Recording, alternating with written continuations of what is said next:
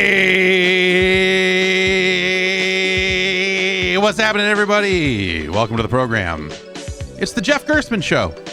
I'm your host for this week's big show. My name is Jeff Gerstmann. I'm happy to be here.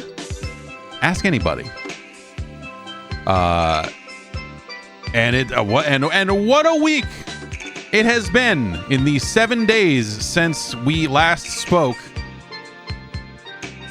here on this podcast. A doings has been transpiring. It's been a big mess on the internet. It's true. Blue Sky is now open for everybody. You can just go sign up now. You don't need invites. You can just go sign up for Blue Sky. And then when people say, like, did you see what happened? You can be like, what? I'm over here doing, like, I'm over here not doing that. That's kind of nice. I finished the Tekken 8 story mode. I love the Tekken 8 story mode. Holy smokes, is it a good time? It's very straightforward. It works the way you think a fighting game story mode would, where it is jumping you between characters and it's got some cinematics and stuff. There's a few little choices that end up, you can make a choice at the end, I guess, or you can fail a quick time event, and I think that changes the outcome of the story. The ending of that. Okay. I was about to say I like anime. That's not true. I'm an anime expert. It's a different thing. I am ambivalent. Both of those things somehow, both when it comes to anime. But I am an expert in the field, a recognized expert in the field. And the end of Tekken 8's story mode is such a long fight between two characters that it's like fucking 4 episodes of Dragon Ball Z. It is like Goku and Vegeta doing their thing for over the course of like 4 episodes, and one of those episodes is just them charging. It's like fucking mind-blowing that the end of Tekken 8 is like it does not stop there. It is also like 2 guys in the air, one double axe handling, the other one out of the air, elbow to the back, knocking a guy out of the air. What I'm saying is, I bet that the folks that produced the Tekken 8 story mode saw Dragon Ball Z at some point. Is that a bold claim? I bet those guys watched some. I bet those guys have seen some anime.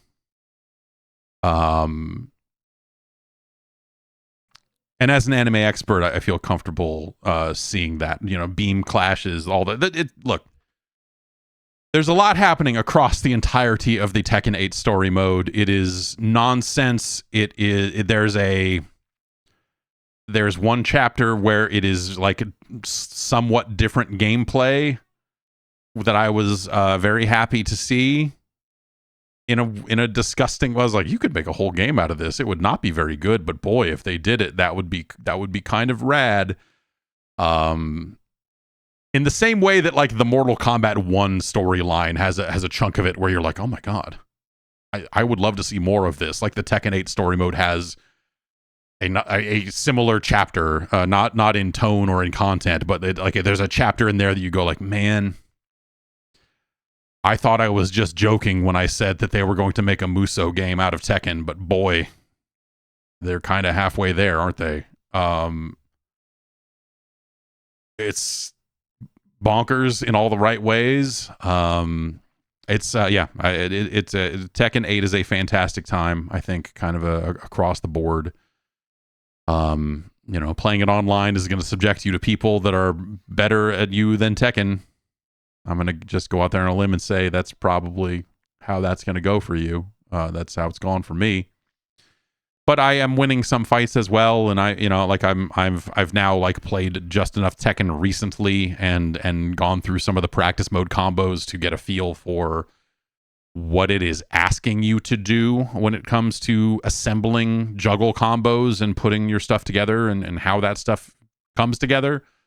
Like there's a bit of Tekken theory I feel like I have picked up a little bit along the way there.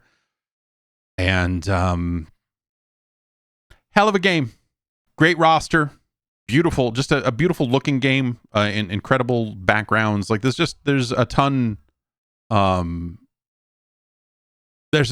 on. And I had a fantastic time with that story mode. So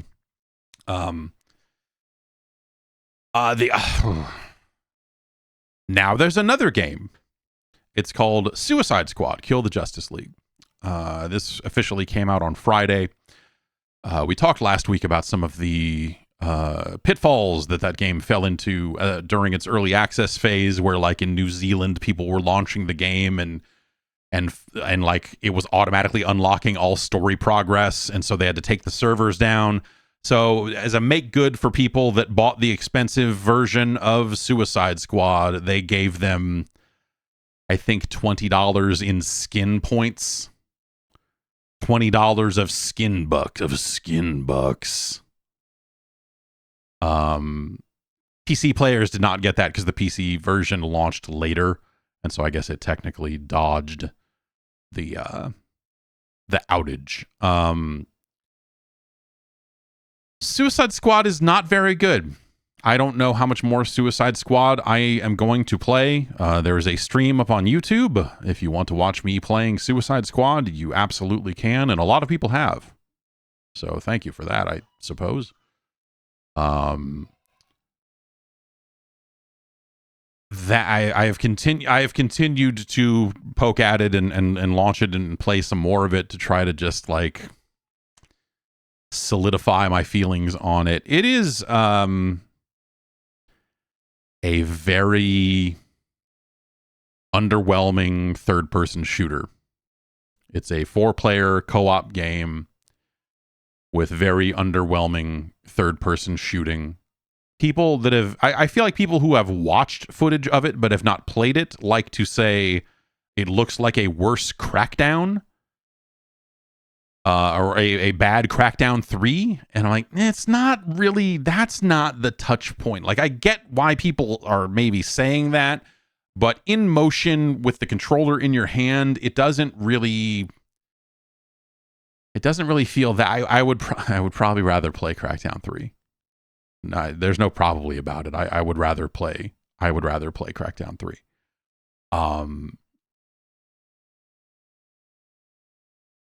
So it's they have 4 characters in it, and the characters seem like they're going to be dramatically different, and they're not. They all have to have a, because you have to navigate the world, right? So you need to have similar abilities across all the characters when it comes to traversal. And so it's a situation where, like, one guy gets a jetpack. The King Shark can just jump real far. And Harley Quinn gets she steals a drone that then she can swing from, and that's how she can get from place to place. There's not a great flow in that traversal. Making your way from rooftop to rooftop it doesn't feel good. There are some moves in there that are meant to try to chain some of this stuff together and all of this, and it doesn't do that very well. The differences seem like they're really around, like, hey, these characters can equip these classes of weapons, but like at the end of the day, 2 of the 4 characters can equip sniper rifles. It's just the other one can do, I think, like pistols and shotguns, and the other one does pistols and assault rifles or something like that, or SMGs and assault rifles. So it's like, not a dramatic difference from character to character. It does have skill trees, but the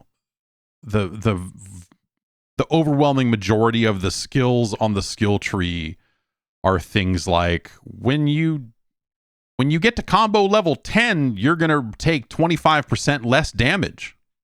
You've got this damage reduction here. You've got this, like, it's a lot of math on the skill tree and not a lot of like, check out this cool move that only this character does, and you can do it because you've maxed out the skill tree and you've played the game properly and you've done it.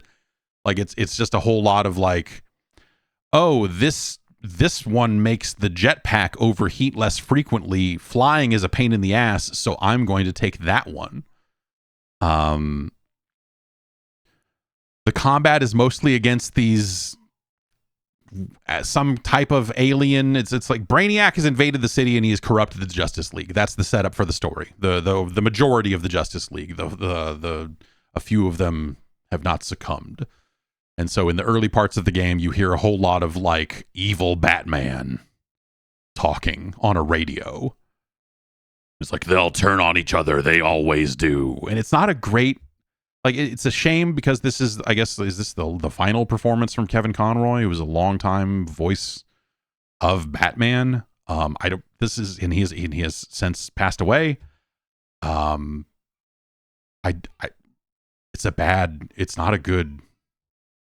It's a bad performance. The evil Batman voice is really poor, I think.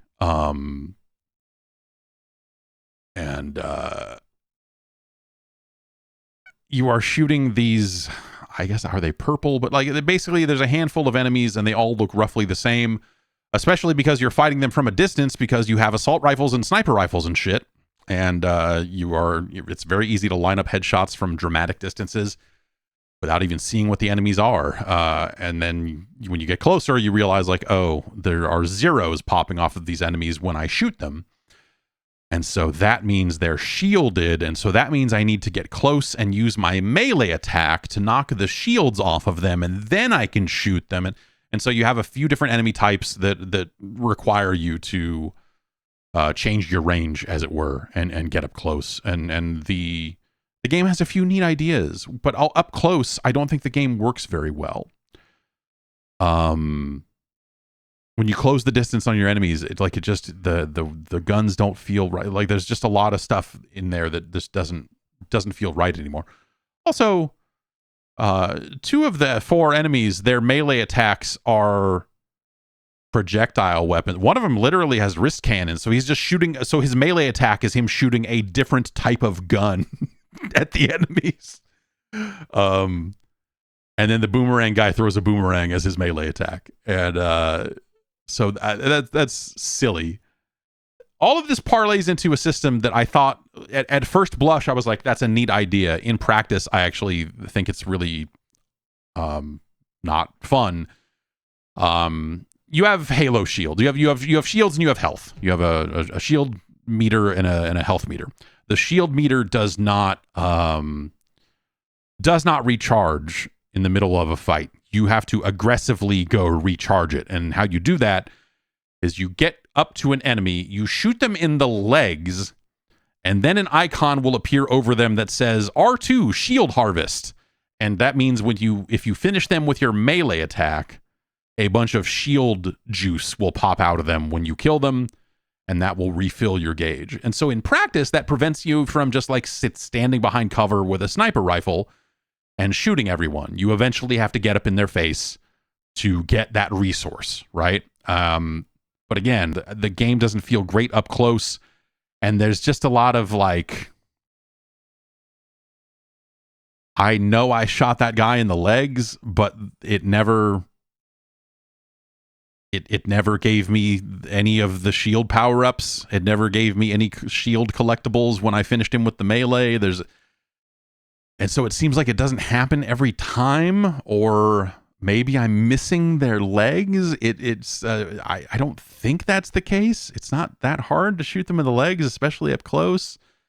And so it ends up being a bad system because I think the up close combat feels off. Feels really off. It's a factor of like, maybe it'd be different with a mouse because you're just spinning at the speed of a mouse rotation and shooting and stuff like that. But I think up close, the shooting and even just like lining up your melee attacks, I think that stuff feels really rotten. The structure of the game feels very all over the place. It's just like, you are the Suicide Squad. You're bad guys, so they don't really care if you live or die. You have tiny bombs implanted in your heads that force you to cooperate. That old saw. and you are taking orders from a handful of different people over the course of the game. But like sometimes it will have you go to the map and select an objective and go there. Sometimes it will just highlight, here is the next objective, go and do that. And like that stuff, and no matter what you do, when you get there, it feels like missions out of a multiplayer game. It feels like the type of shitty missions that would be in the middle of a Destiny public event. Of like, get to point A, and you got to protect point A because we're trying to hack this transmitter, and there's an enemy too close, so you're not making progress, so you got to get over there and shoot them and get all the enemies clear of point A. See, it's like weird multiplayer-esque objectives inside of this like non-competitive game. And it's bad. That stuff feels bad. It feels generic. It feels super repetitive. It's a shame because I think there's aspects of the game, like I think the characters look nice up close. The cutscenes are well directed and well shot, if you will. And so there's like bits and pieces of it where you go like, man, this game looks fucking expensive.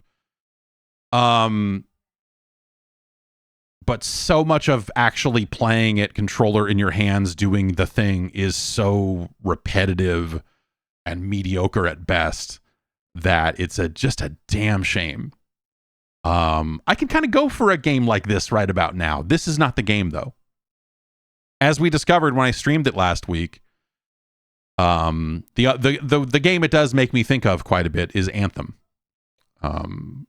And after playing some of it and going back and playing some Anthem is a better game.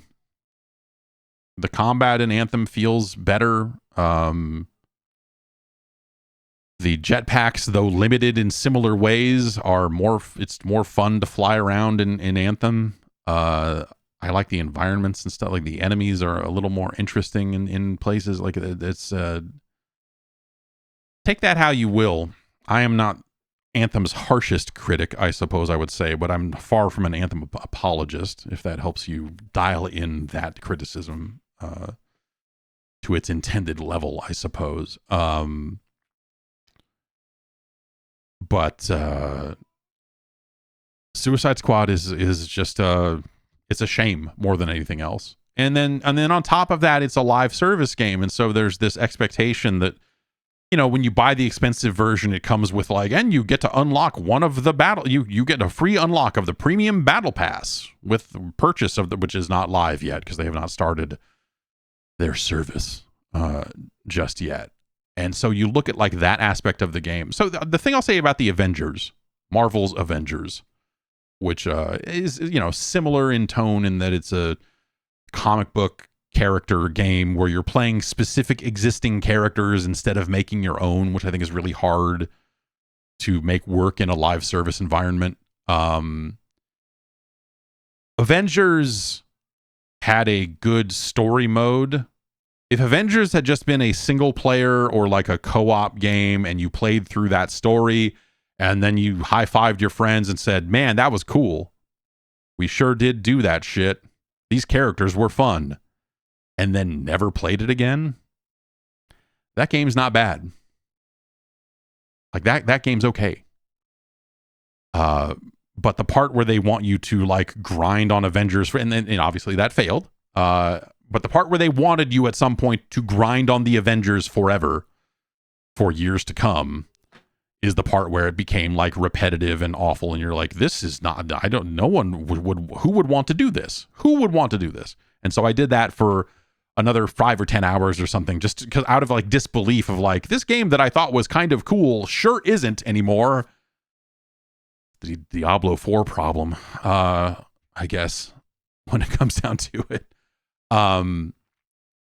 Suicide Squad has that, except that it's not fun to play through the story part of it either. Well, you know, I have not finished Suicide Squad, so, you know, I can't actually say that it's one-to-one with the way the Avengers worked. All I can really say is that I am not compelled to play through and see what happens in the wonderful story of, you know, of Suicide Squad Kill the Justice League. I'm told that they kind of like cliffhang into the live service stuff in a way that is kind of unacceptable, which I find unsurprising, I suppose.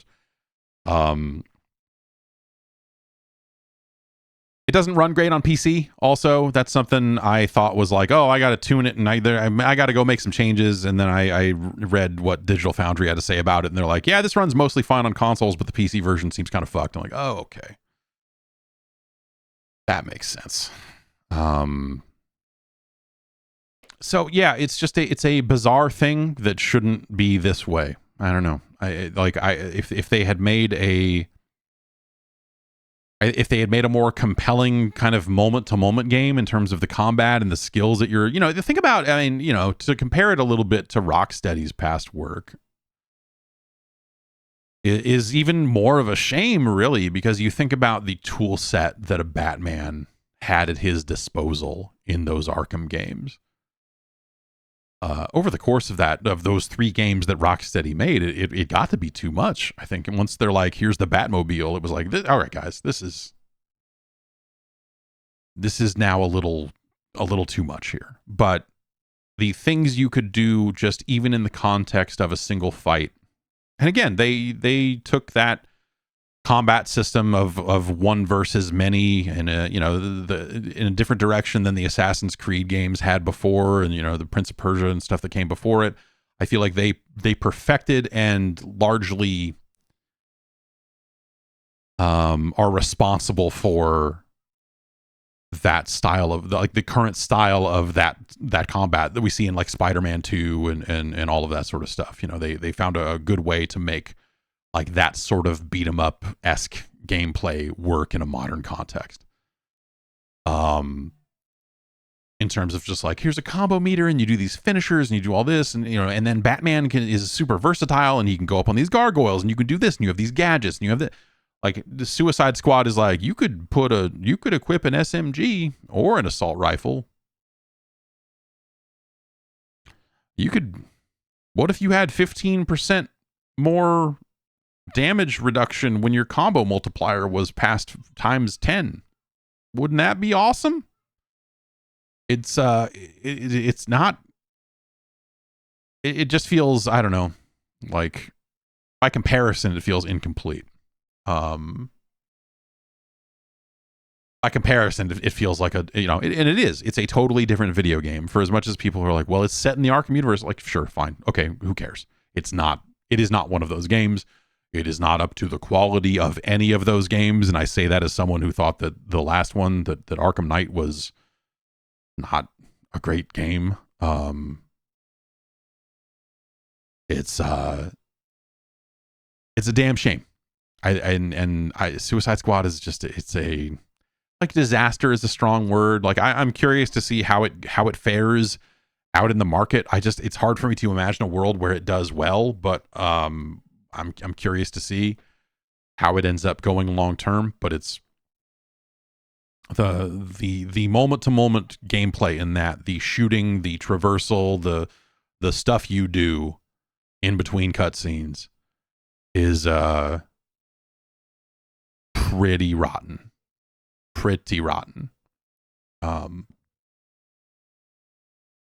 And I don't think you should play it.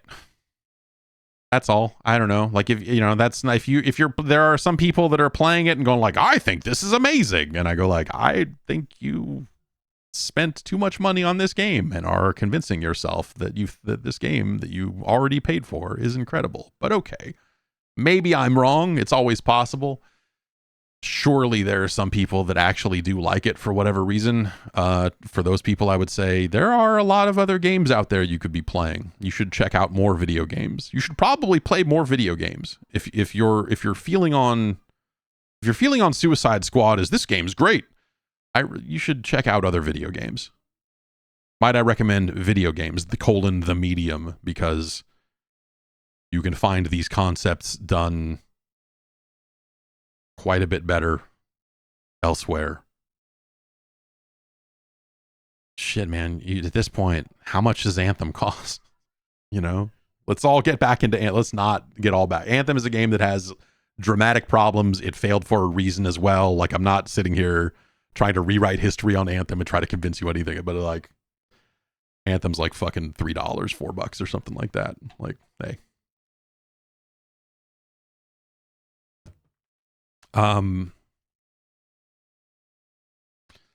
Okay. With that, let's get into the news. Yeah, The Division 2.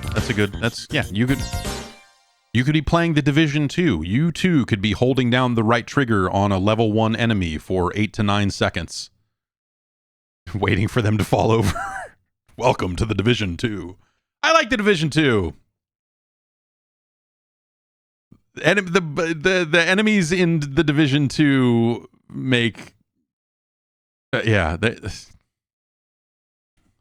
the length of time it takes to drop a single enemy in The Division 2 is a bit much. a bit much. It's a bit much. Xbox.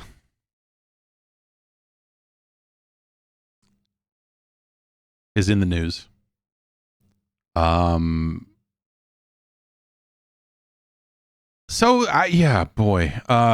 to even begin here? I guess all of this begins with kind of further breaks in the dam on a lot of these rumors and reports about Xbox games coming to other platforms.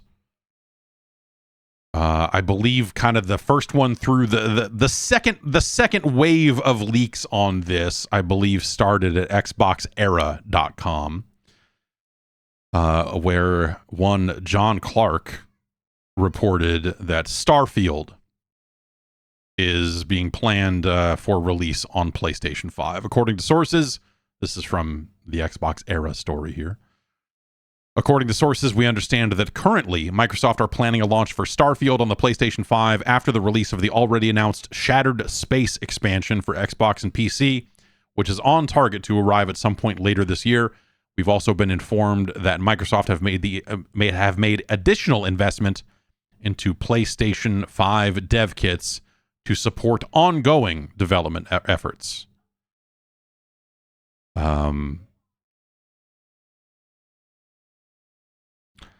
Hi-Fi Rush has gotten an update that includes there was an Xbox looking t-shirt in that game, and there have been additional t-shirt assets included there that look a whole lot like they belong on a Switch version and a PlayStation version of that game. And that's one of the first games that was rumored to be coming over to other platforms. A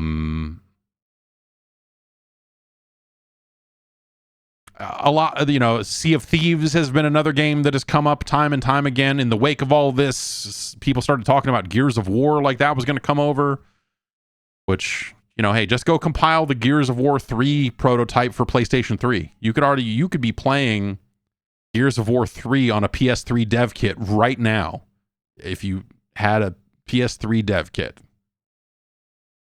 I have a PS3 dev kit.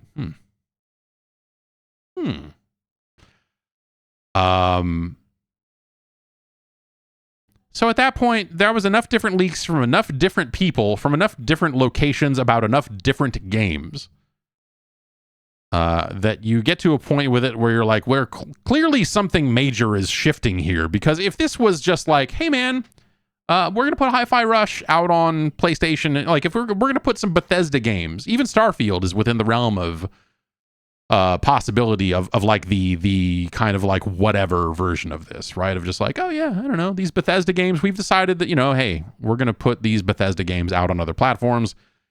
Deathloop was there. Hi-Fi Rush is going to go. Starfield, fuck it. We'll put Redfall out. Who cares? Like if it just became like, hey, Bethesda is going to continue to be a multi-platform studio or multi-platform publisher or something, I think that would be kind of a whatever. That would be a little shocking, a little weird, but like ultimately in the grand scheme of things. Well, okay. I guess I wrote down notes. I don't write notes for the podcast almost ever. I put news stories and I write brief summaries of those news stories. And lately I don't even write the summaries of the news stories because I just read the news stories and remember what I want to talk about. But I ended up writing a bunch of notes for this one. So all of this reached a fever pitch, I guess, is to kind of continue to walk through the timeline of this. Is once we had multiple first party Microsoft games kind of on the list of like on the big rumor list here,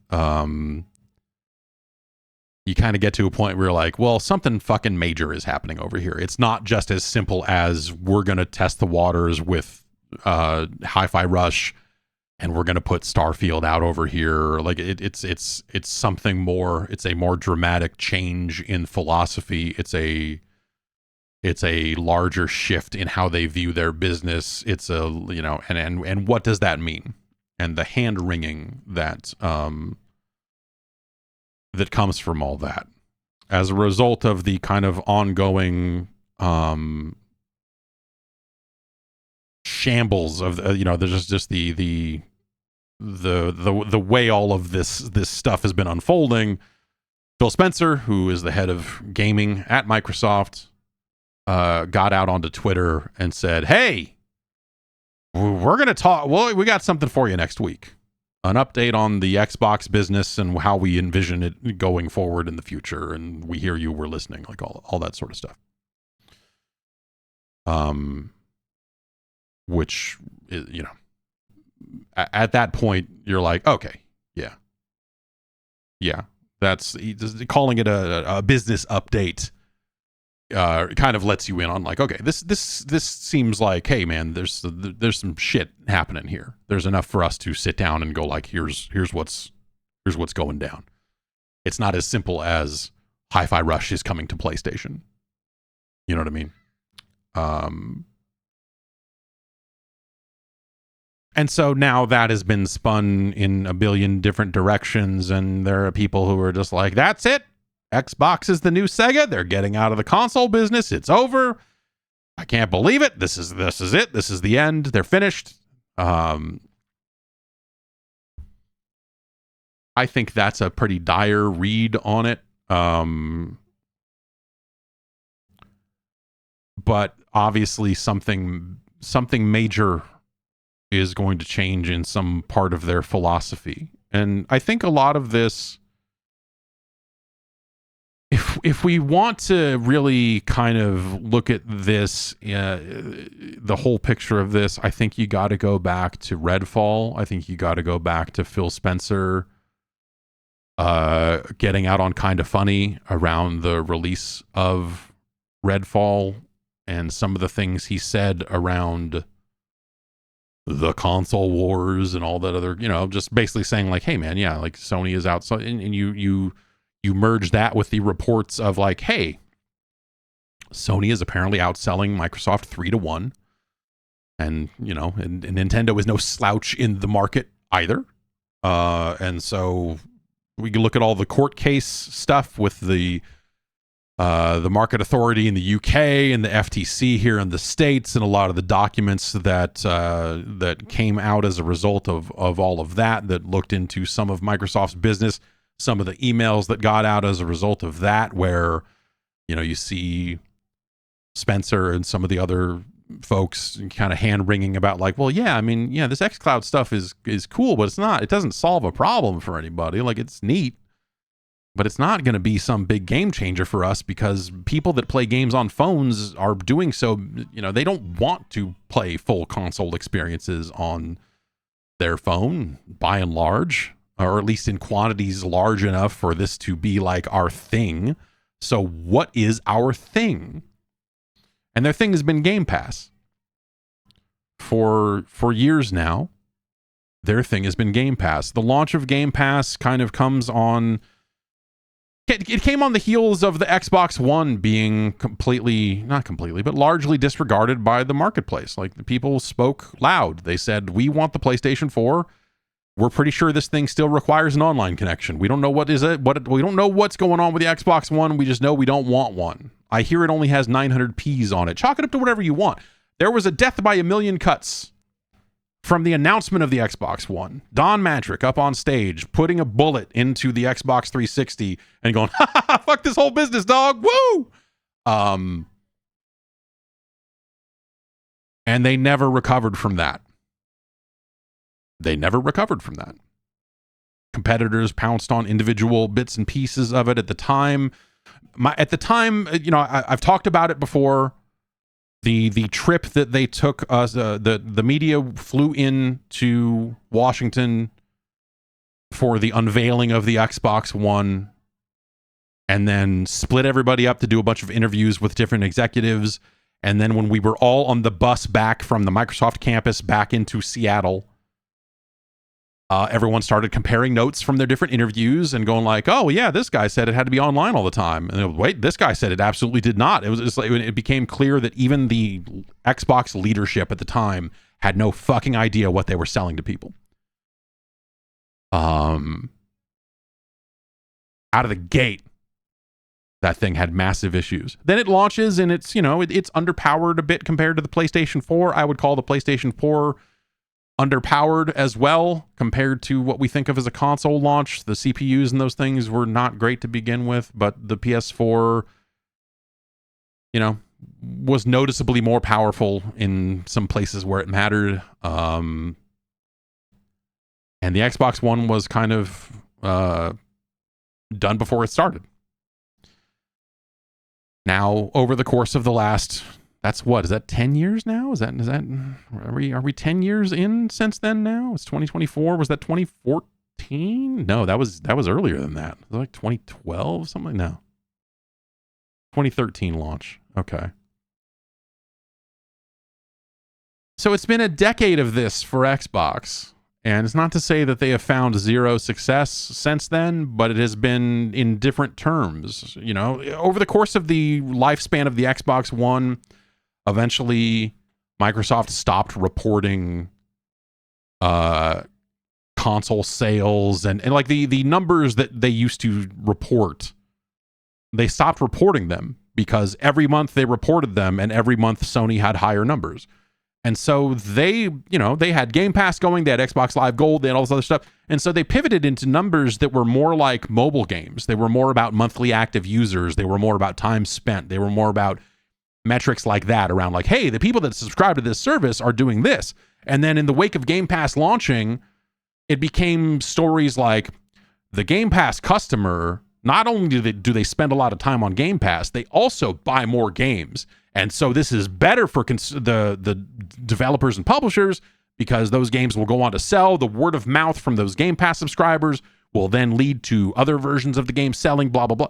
Like they had all these ecosystem reasons why the Game Pass subscription service was not going to cannibalize sales and destroy things as they were. And I think that was true up to a point as Game Pass was continuing to grow and grow and grow. Game Pass has kind of stalled out a little bit. It's not growing the way they want it to. It hasn't been for a bit now. The subscriber numbers are, they're cool, man. But like, it's not something that they can go, hey, we're market leaders now, and it's because of this, this, and this. So the thing they pivoted into, the subscription service, doesn't feel like it's where it needs to be. They've spent a lot of money acquiring the rights to games so that they can launch them day one on Game Pass. And it's stuff like Outriders. Fuck, man, they got Pal World. Not that probably was not some big bidding war, but like they happened to get Pal World into Game Pass. And it's not something that they're like, for whatever reason, they're not capitalizing on it the way that it seems like they could have. Yeah, the Persona 3 remake is on Game Pass, but that's a game that's coming years later. It's like kind of a weird thing. I have a big box full of Persona 3 stuff here that they sent. Would you like the Persona 3 creator box? I'm like, I don't know what that is, but okay. I have not had time to open it yet. Speaking of that, but they spent a lot of money acquiring games for Game Pass, both big and small. And at times it seemed like as the first party games would get pushed back, as the first party games would come in and not get the job done, suddenly they were out there spending more money on Game Pass. They're like, oh shit. And so to kind of keep Game Pass going, it started to seem like they had to continue to pay, and in some cases maybe even overpay. I'm not really privy to the high-end deals on Game Pass and how it works out for them. But to maintain the quality of this service, you need more than just a ton of small to medium-sized indie games. You need bangers. You need tent poles. You need a Game of Thrones if we want to compare it to some other networks and streaming services and whatever else. You need a big chunk of content that people go like, there it is. I'm signing up for this thing. I can't believe it. I pay them $15 a month and I get access to this game. Holy shit. They haven't had that in a while. Instead, it's been more like, it's great that I didn't have to pay full price for Crackdown 3 because this is a game that is totally okay to play at a price of like $0 additional because I sure as shit wouldn't pay for it. It's been more games on that side of the coin than on the like, wow, Game Pass. And they can't do that. That's not a model that works forever. And so I feel like I don't know when it happened. Is it sometime after the release of Starfield? Is it, but basically it feels like a lot of the conversation about Game Pass and the quality of Game Pass has turned. There's always been for I'd say the last like year or two, there's been an undercurrent of people going like, Game Pass is a fucking bad deal.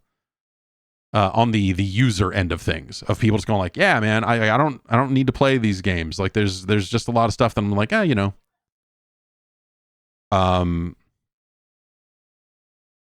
but it feels like by and large the conversation has changed to the point where like I still think that Game Pass is a pretty good deal. But the people that are out there just buying the games outright and playing them at launch and not waiting for them to come to Game Pass if they're not day one launches or whatever, and even in some cases, like you see first-party Xbox games showing up in the top sellers on Steam on launch day. So even people that would have access to Game Pass on the PC some percentage of them are still choosing to just buy it outright on Steam and not subscribe and pay less money and so on and so forth. And I think on the developer side, the Game Pass conversation has become less consistent. It hasn't necessarily fully flipped to full on negative, but I feel like I've seen multiple developers and heard from multiple developers who have, ranged anywhere from like, oh, our Game Pass experience was okay. It didn't necessarily, like, it covered the launch but it didn't, we didn't have a good long tail after we were off Game Pass. Like it didn't translate into more sales on Steam. It didn't translate into more discoverability, it didn't do the things for us that Microsoft often says that Game Pass helps with. It didn't really do that stuff to the extreme end of like, boy, oh boy, we put our game on Game Pass and we're fucked. like this was a huge mistake. This has cost jobs in our studio. Like there's wide ranges of negativity that I didn't really hear a lot of before. You're seeing just kind of more and more of that out there. And that's anecdotal. That's not me taking a survey. I'm not surveying every dev on Game Pass. It just feels like in a general sense, the people that were getting Game Pass deals a number of years ago were largely, they seemed pretty happy with it. And I feel like now it's more like, hey, this really effed us over. In some cases, which is extreme, but that's first party hasn't been holding up their end of the bargain. I think when it comes to Game Pass, I think that's what it comes down to. Again, like I said, tentpole releases. The first party releases of Microsoft, they don't have the massive hits. It feels like they're programming for Game Pass instead of programming for the biggest games in the world. I feel like if we go back to the Xbox 360 and we look at, you know, the sorts of things that we were seeing launch on that console, it was unbelievable. You know, they had a great run. And, you know, there's genres that now I think are overly competitive and in some cases are really hard to stay competitive in. But, like, you know, they had Halo, they had Gears, they had both Forza games launched there and did very well. And then they were able to fuck around and be like, oh, here's a Banjo-Kazooie nuts and bolts. Here's this. You know, like the Viva Pinata games came out on the Xbox 360. They're mind-blowing video games. But also some of the biggest video games and some of the biggest franchises in the world felt like they were happening on Xbox. It feels like that a lot of those properties have either had bad launches or have fallen into states of disrepair or have fallen into a weird nostalgia category where, like, if they ever release a new Fable game, which they claim they're going to someday, it will have been so long since Fable came out that they're basically rebooting Fable, you know? And it's like, hey, remember Fable? Like, it's not like, hey, here's the next Fable, or hey, here's the, you know, like Halo and Forza feel like the only things that they've kept, like, current on. But obviously Halo Infinite had significant issues that took them a very long time to unfuck. Forza Horizon is really good. They're probably at a point now where that means it needs a more dramatic change when they bring it back out. They spent extra time kind of rebooting Forza Motorsport, took the number off of it. It's a beautiful looking game. It's not fun to play. Like, it's a game. It's another game that kind of had sizable issues on PC. And I think there are structural issues in that game that will actively push away a mainstream audience, which it's kind of cool that they went and made something that is ostensibly for a more hardcore crowd, but it feels like that more hardcore crowd has already made choices way more hardcore than Forza Motorsport will ever be. And so we're in this weird position where, like, what is the biggest Xbox franchise right now? Like, when we think about the classic Xbox franchises over the last 10 years or whatever, it's Horizon. It's Forza Horizon. Right? I mean, that's kind of, but also that's kind of the last one left. It is a traditional, you know, Xbox 360 era Xbox franchise.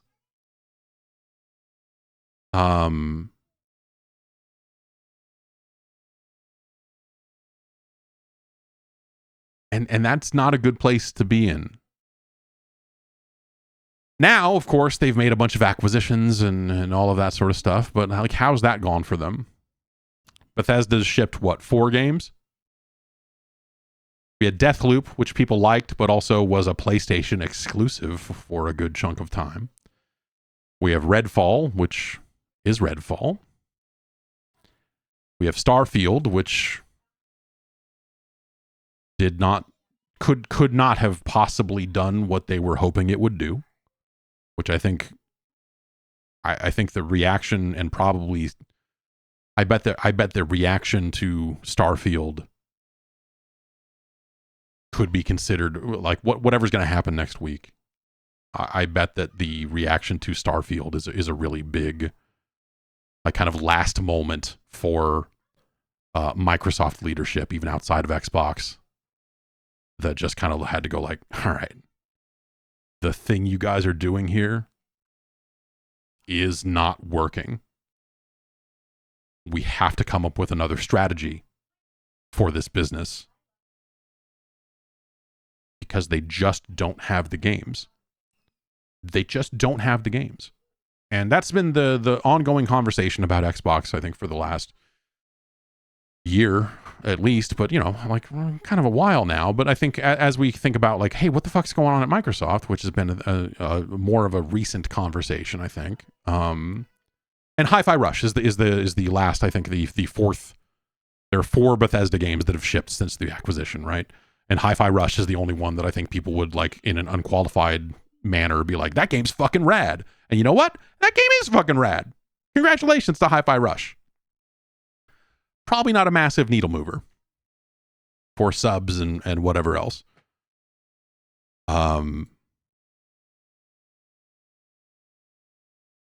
And so a lot of the upcoming first party stuff is, you know, I look, it is very hard for me to say this sort of stuff without coming off like a dick. And so I will just kind of own that. I don't care how many 8-minute videos you make about the upcoming Hellblade game. It's not going to do it. It's not going to get it done. You could produce 20 more of those. They could have, like, tomorrow, they could be like, hey, our Xbox business is doing this and that and all this other stuff. Also, check out Hellblade 2. You're like, it's just not going to happen. I'm not saying that game is bad. I did not care for the first game. But some people really did like it.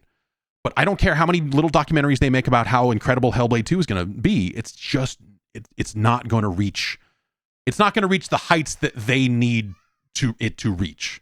Towerborn from the Banasagative, like, that's not going to, you know, like, and no one's counting on those games to do that. Like, to be clear, I can't imagine a world where they're banking on these games that are, you know, probably be fine. Like, you know, it's not, I'm not saying they're bad, but again, the amount of time they keep spending on, like, Hellblade 2, and also, did they acquire Ninja Theory after the first game released? As Ninja Theory shipped nothing in the, is it 6 years? Was Bleeding Edge theirs? Bleeding Edge. Yeah, right. Bleeding Edge. I can't believe I would have forgotten Bleeding Edge.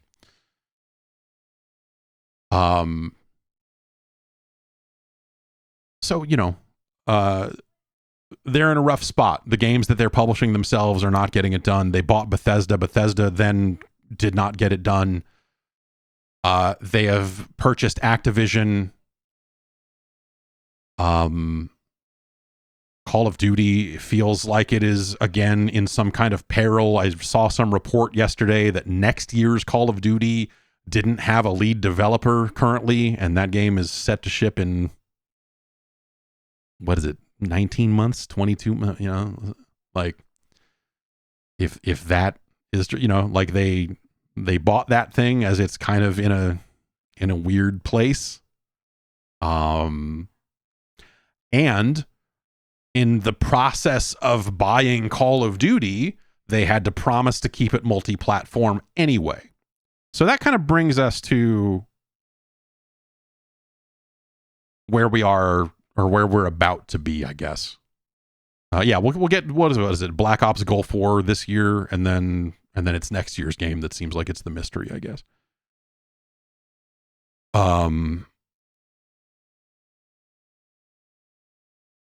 In a world, and you know, feel free to correct me if you think I'm wrong about the two games that I'm going to pick here, but okay, the two biggest games that Microsoft controls, premium games that release on console, release on PC, were the two biggest sellers, the two biggest player bases that they've got in that space. And I'm segmenting it that way so that we don't have to talk about Candy Crush.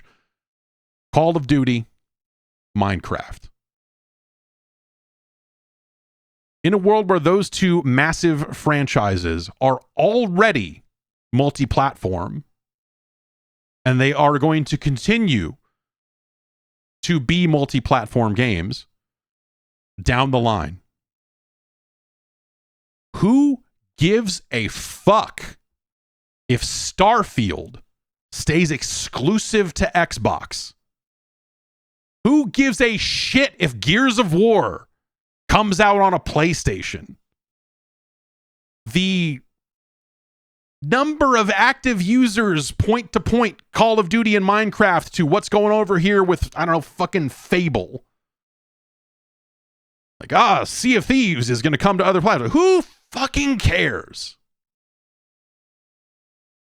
If you're internal at Microsoft, you're looking at it and going like, well, yeah, man, our two largest franchises already are multi-platform. The two biggest bullets in our gun. If we were to want to load that gun up and say, let's stay exclusive, we got this big green gun, we're going to shoot this green gun out into the marketplace, two of those bullets can't even go in the gun. The two biggest bullets.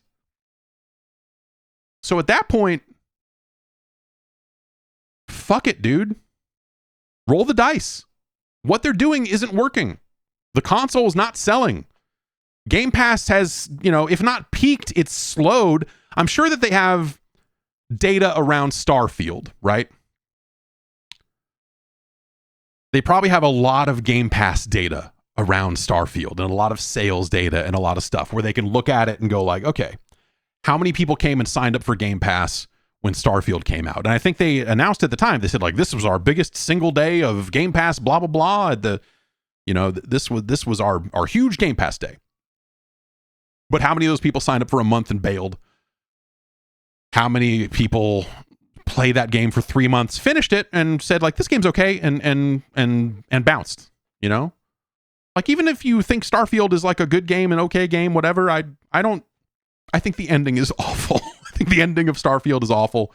I really enjoyed my first 7 to 10 hours with Starfield, and then everything after that, I was like, oh no. I was like, this game's great. I'm having a great time with this. And then you can go back, you can find like my first impressions from like playing the first handful of hours of it. And I'm like, yeah, man, fucking Starfield's cool.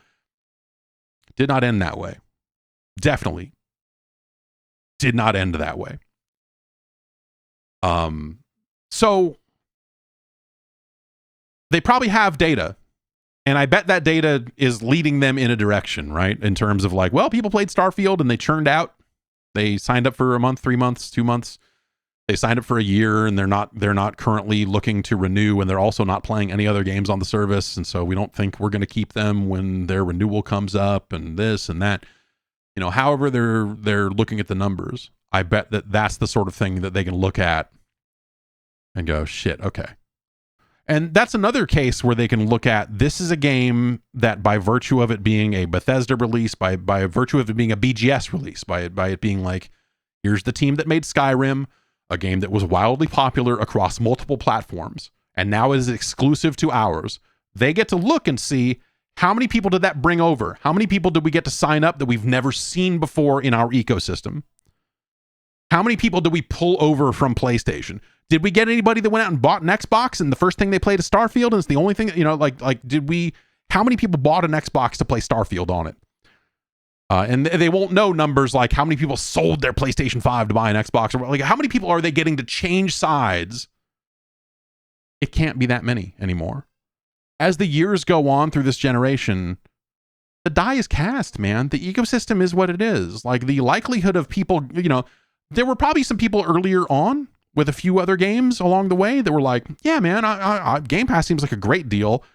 I'm going to get rid of this PlayStation 5 and go get an Xbox Series X, and we're going to go do this. But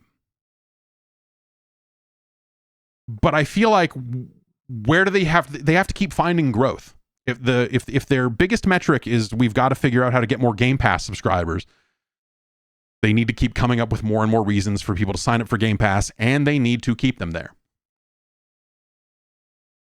And I bet that the data along those lines as it relates to Starfield probably informs this sort of situation. And it's a problem of their own creation. They made a subscription service that you could cancel, and they don't put out enough games to where you're like, there isn't always something right around the corner. Like you're like, oh, I'm going to go cancel Game Pass. Oh, wait, this massive game is out next month. I guess I'll keep it and I'll play that. I'll cancel it after that. Oh, wait, this massive game is out next. I've got to keep it for that. And then, there's these little games along the way that I'm still playing too. And I guess I'll keep Game Pass. Like they need to finesse it that way for it to work long term. And so none of that's to say that Starfield was like a fail, I'm sure Starfield made a fuckload of money. And I know they did announce that like a lot of people came over to, or, a lot of people got on Game Pass when Starfield came out. But again, how many of them stayed? Did it change anything about the story of hardware sales? No. Did it change, did it create a world where like, the 3-to-1 sales ratio of PlayStation 5s to Xboxes has changed? Did it change anything in that number for the better long term? I'm going to say probably not. Because again, if those were the things that moved the needle and kept the needle moved, I don't think we'd be at this spot right now. I don't think we'd be on the precipice of whatever they are about to announce. And at the end of the day, Microsoft is a services company. That's the direction they've been heading in for some years. The CEO has gotten out there and said that's the thing they care about. Game Pass, in a lot of ways, was a response to that. Game Pass was like the gaming group looking at like the corporate alignment of Microsoft and going, we have to come up with something that aligns us with the rest of the company, or else we're this weird outlier that doesn't have like a service. Like Xbox Live Gold is not really the doesn't really fit the description that they're talking about here. We need a thing to make this work. And so Game Pass is a thing that I'm sure plays insanely well in that environment, in that meeting of what's Xbox doing to get on board with Microsoft, a services company. And they're like, well, we got a service for you right fucking here, man. We're going to create the Netflix of motherfucking video games. And they go, oh, tell me more. You know, like, of course, like that's an easy pitch. And I think for a long time, it's been a great service. But again, with the stunted release cadence that Microsoft has had with its own releases, they're their own worst enemy on that. They don't have the games to keep people on board. And so, and I think they've gone out there and made all the Game Pass deals they can get. They could keep opening up that wallet, but they probably have a ton of data at this point now that says, hey, when we spend this amount of money to get a day one Game Pass launch, what does that do for us over, what does that do for us 90 days out? What does that do for us 180 days out? What does that do for us in a year's time in terms of like, those subscribers? What's the lifetime value of those subscribers? And does it net out in a positive way for us to keep spending that money on those games? And then, when they're in growth period, they're going to throw a bunch of money at it. They probably got the whole company on board. They're like, this is a great idea. The Netflix of video games, take all this money and go build it. That's great. Phil, you're a genius. Get out there. And they went out there and built Game Pass. But I think this many years in, we're starting to feel the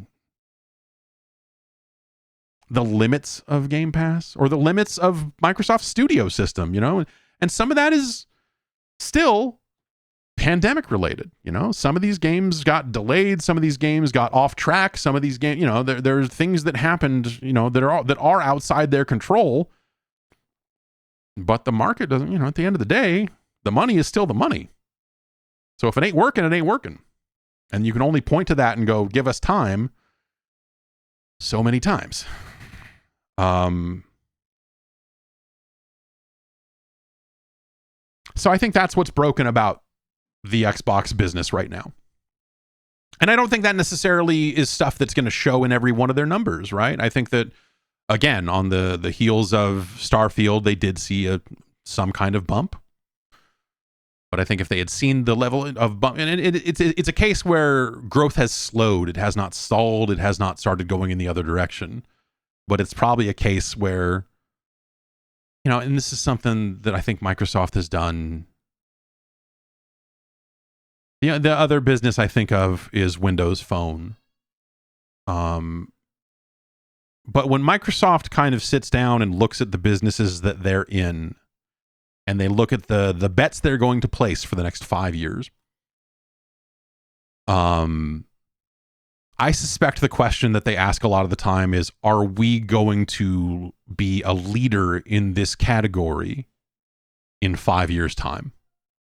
Are we going to be the number one competitor in this market as a result of spending this money and over this 5 year span, or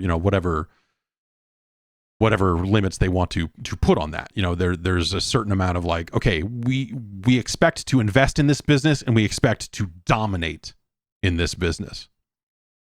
And they are not dominating in this business. They're not, just straight up. And to, delve into the result, that's all stuff that starts at Don Matrick and goes forward, right? That's stuff that starts, again, back with the day one announcement of the Xbox One and you know, the fumbling and bumbling that a lot of them have done for the years that followed that. And so it is a case where I think a lot of people got dealt a bad hand. The problem is that none of that matters. You know, you can't go to your boss for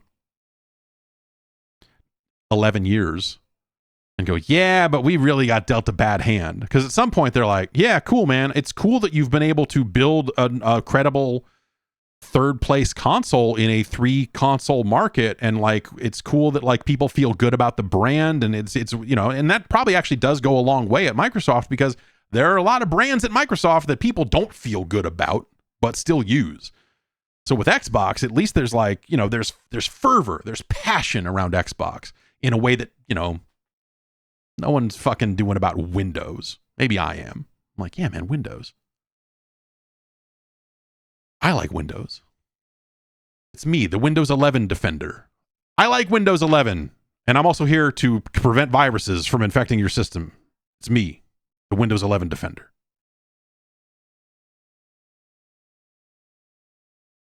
So, again, that fervor carries them a certain amount of way. Game Pass has carried them pretty far. And again, this is not me like looking at numbers and charts and saying, here's where it went wrong. Because I think all of this stuff is probably still making money. But clearly,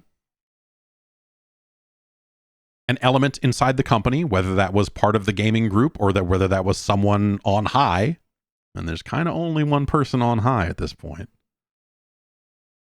and it's the CEO of the damn company. But someone probably had to look at the books and going, hey man, like, where's this going? This is great that you're doing this, but like, what's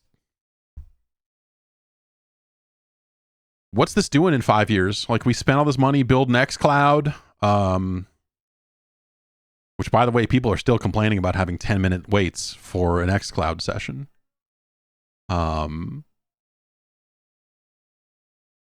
You know, hey, this console, like, we spent all this money making an amazing console.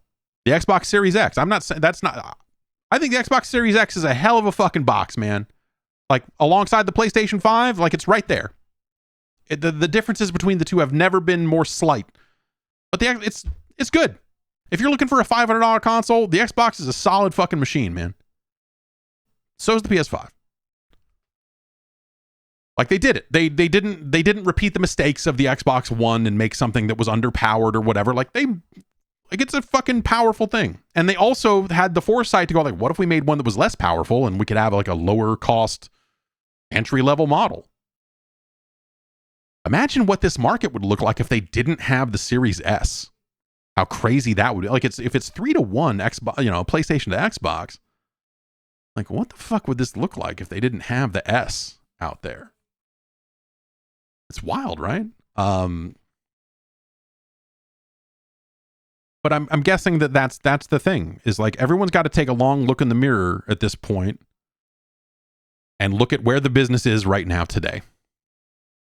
And it's not on fire per se. It's not fucking disaster, you know, whatever. Like, you look at the numbers, you go like, hey, there's a lot of fucking Game Pass. In fact, it kind of hinders what they could do going forward in a sick way. But we'll get to that. But I think they're at a point now. They've had a lot of years to right the ship. It is not right.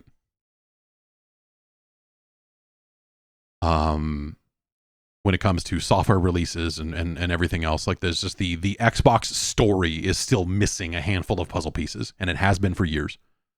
They've had a good long time to figure out, like, here's like, why are these games get delayed? Why do these games get announced and vanish? What's going on with this? What's going, you know, this is like what the hell is going on here?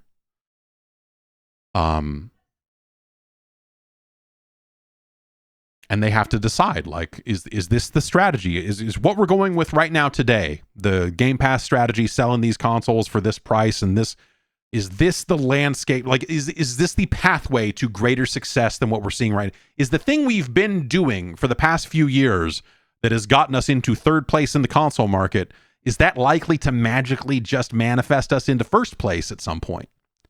No. Okay. Is the corporate expectation that we are dominating a category? Probably. Or at least probably the idea is that they should be doing better than they are. If they're not meeting targets, if they're not growing as fast as they should be, and all that sort of stuff, at some point, the people outside the gaming group take a long look at it and go like, all right, what the fuck's going on here? What do we have to change? And the people, running the games group have to take that same look in the mirror and go like, okay, we took our shot at this, and this worked until it didn't, or this got us to this point, but it's not going to get us where we actually need to be. And that leads us to whatever's going to get announced next week. I think what they are probably looking at is a very straightforward delayed release schedule for putting Xbox games onto PlayStation and Switch where it makes sense. And going from there. I don't think it's necessarily day and date. I don't think it's a case of like, hey, we're putting all these games out everywhere on day one. I think it's a case of like, okay, yeah, like we're going to do Hi-Fi Rush. We're going to do, we'll do the Gears trilogy. We'll do, the games that have been rumored make a lot of sense. We'll do Starfield. Starfield makes a ton of sense to do as a multi-platform game. And just go like, hey man, yeah, like if we can get people on a PlayStation to give us $70 for this, the same way we got Steam users to give us $70 for this, why not? It's been months. It will be like a year or so. Who knows how long it will be by the time they actually do that, right? If next week they come out and say we're bringing Starfield to PlayStation, it's not going to be like, and it's out today. It'll probably still take some time for them to get there, even though the game was probably already in development on that console at some point. And so I view that as not entirely unlike Sony's strategy when it comes to the PC. Of like, hey man, this number of months later, we're going to eventually port this to the PC because for honestly similar reasons. Because games are not getting any cheaper to make, especially the big types of games that Sony is making. Through the Insomniac leak, getting that view into the Spider-Man 2 budget and just realizing how fucking ridiculous that is and how many copies they need to sell in order just to fucking break even on it. Like, you look at that and go like, yeah, man, you should put it out on PC. Microsoft's already doing that. So, what do? Fuck it. Put it out on PlayStation. Now, I think word of mouth on Starfield is a little weird. It's positive to middling to negative, depending on who you ask. It's not a clear cut, like bang, the same way Spider-Man 2 was. So that's a little funky. Sea of Thieves could always use more players. It's a big social game that relies on people to play it. So yes, put it out everywhere. It makes perfect sense. Hi-Fi Rush, small game, low risk, go for it. Gears of War is kind of a weird one, but it's a classic franchise. It's a weird it's weird to say. Like at this point, Gears of War feels like a throwback. They'll announce a new one at some point and it will no longer feel like a throwback. But right now, that's just kind of the space that it's in. I think that one's kind of the odd game out a little bit. I think the idea of like, hey man, we're going to put out a Gears of War game on PlayStation. We're going to put out Gears 1, 2, and 3 in a package on PlayStation. Like, is that a game that people like, here you go. It's some bare bones cover shooters for you. You haven't played anything like this. Did you play Kill Switch? No? Well, shit. You're going to love these. I don't know. I like the Gears games. I think they have aged in a way that it's a little harder to go back to them these days, just because of other shooters that have come out and whatever else, right? And so I think the thing that they announce is that I think that I think they probably announce the minimum, and they probably don't go. Maybe they keep it a little vague on what other games will come down the line. Maybe they have one or two more that will be mildly surprising or something. I don't really know. But sure, man, they should do that.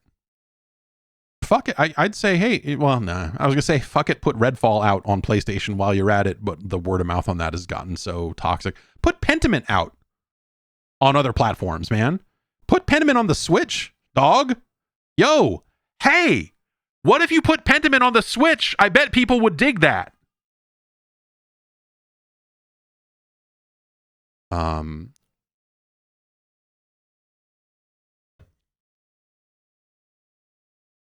So yeah, that's my. If we got to make predictions, and I think we're at the point now where we have to think about what, because this is so. Like I said, Phil Spencer got out on Twitter yesterday and said, "Hey, next week we'll have an announcement for you, or next week we'll have a business update for you about the future of Xbox and what we're doing over here."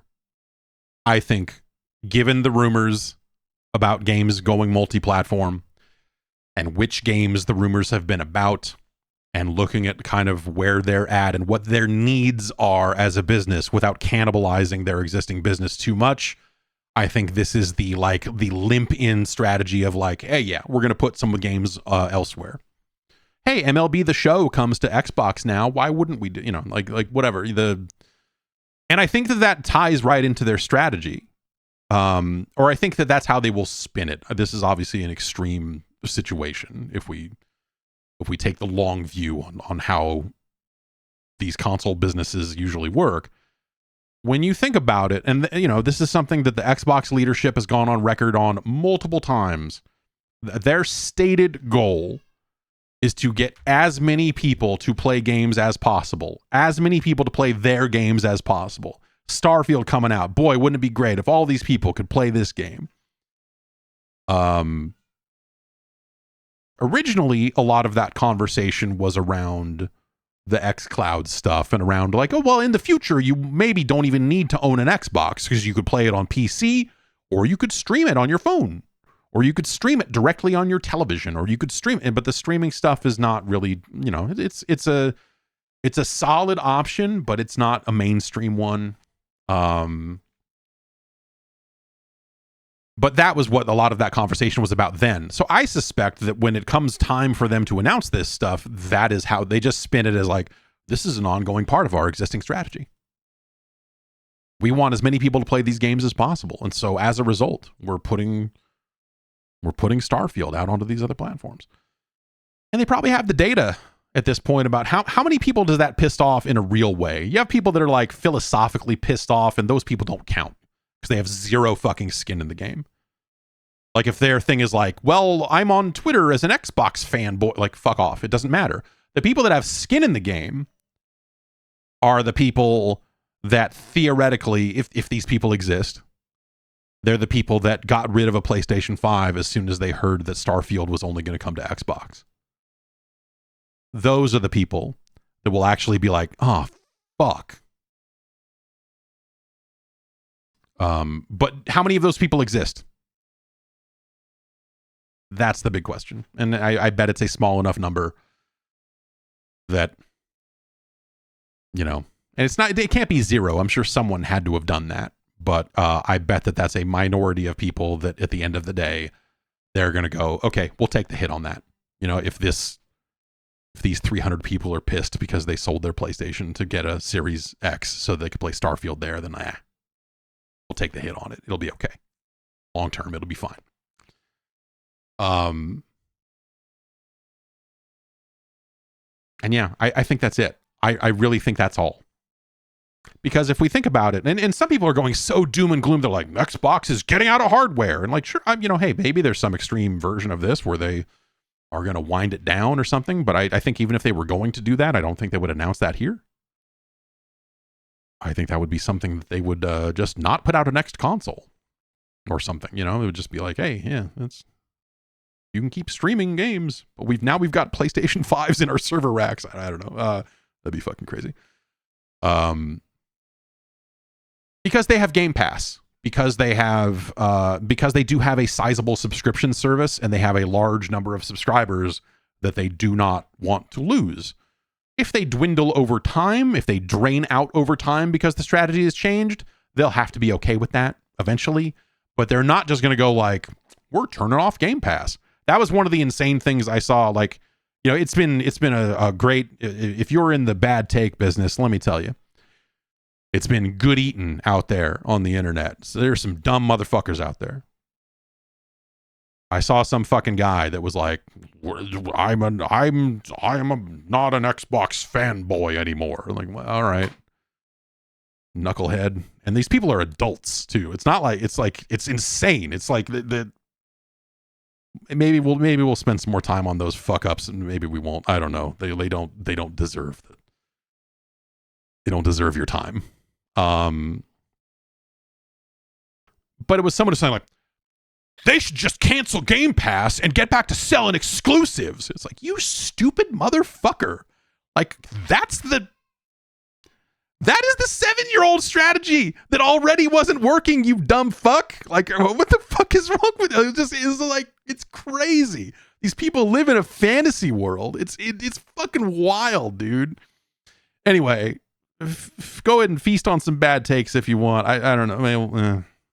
All right, maybe we will talk about it later if we have time. But anyway, they have Game Pass. They will want to preserve that as a service. They will want to continue offering that as a service because they are still bringing in way too much money on that to just walk away from it. So I think people that are going into this expecting like a Dreamcast level of fuck it, dog, we're out, like fucking me on the toilet going, what? Like, you know, like it's not that. It can't, it's like that would be some baby with the bathwater type shit right there. Because the amount of money they would just be leaving on the table, walking away from to do that. It just doesn't make any sense. So Game Pass is the thing that matters to them most. It matters more to them than console sales, if you ask them. And that's part of why they feel okay shipping their games on PC. At the end of the day, they need to have a console because that's a primary conduit for a certain type of consumer. But also, they just seem to want people to subscribe to that service and play their games, period. And everything else is gravy, baby. If people are buying the games at full price on Steam, they're like, awesome, dude. Sick. That's like free money. Great, man. But yeah, I would love to also sell a bunch of these at $70 a piece to people who, for whatever reason, are not going to sign up for Game Pass. Like, sure, dude. Awesome.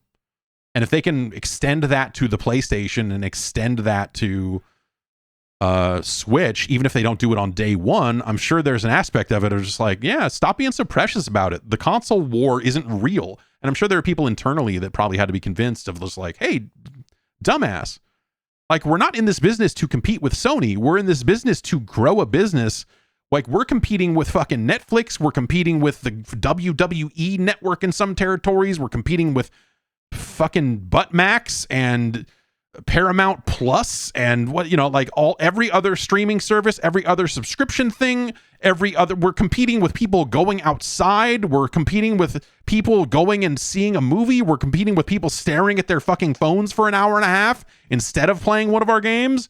Like, they're in competition with fucking Blue Sky. You know, they're like, it's not about they've got to beat Sony. Like, that's stupid. You have to be a fucking absolute dumbass to be fully hung up on that. And I'm sure that there's an aspect of it, you know, because like, you know, over the years you hear, you know, for as much as everyone is kind of in the same business and it's the same trials and tribulations and they'll be friendly to each other in person, in face and stuff. There are definitely people at Sony that love it when Microsoft fucks up and vice versa. There are people like, or when they get a deal that they know that Sony was competing for. There's certainly an aspect of that where they go like, yeah, fuck them. But at the end of the day, none of that matters. There's the entertainment space is just such a larger, crazier thing. That the idea of like this very narrow focus about like, well, the other console, especially like when a lot of these people try to just separate the Switch out from the conversation. Like, well, Nintendo is its own thing. Like, yeah, I guess. But also, There are only 24 hours in a day. Are you going to spend it playing Starfield, or are you going to spend it playing Super Mario Wonder? Like, that's a real and direct competitor. That's as direct as it fucking gets, man.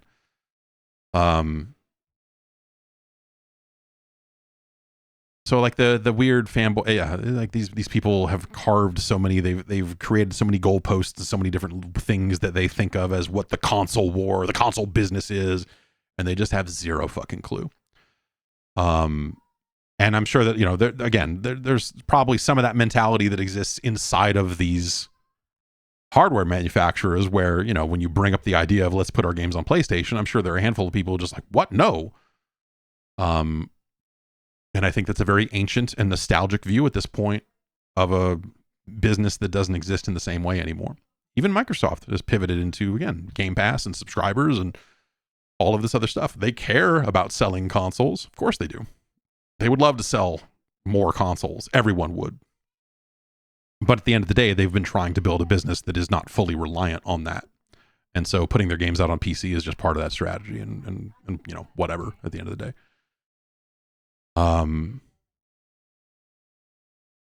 I look at it now as a situation of like, what happens next time out?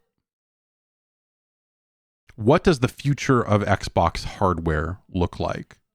Do they go all in all over again on a custom box that is running their closed platform software? You know, it'll have a dev mode or whatever, but you know what I mean? Like it's not like what is that device? Do they go all in on a high-end box for $500, $600, $700 that is, again, running a closed OS and running closed and locking out peripherals and doing this and that? Or do they go a different way with it? So I think about this is where the Windows conversation kind of comes back into focus a little bit.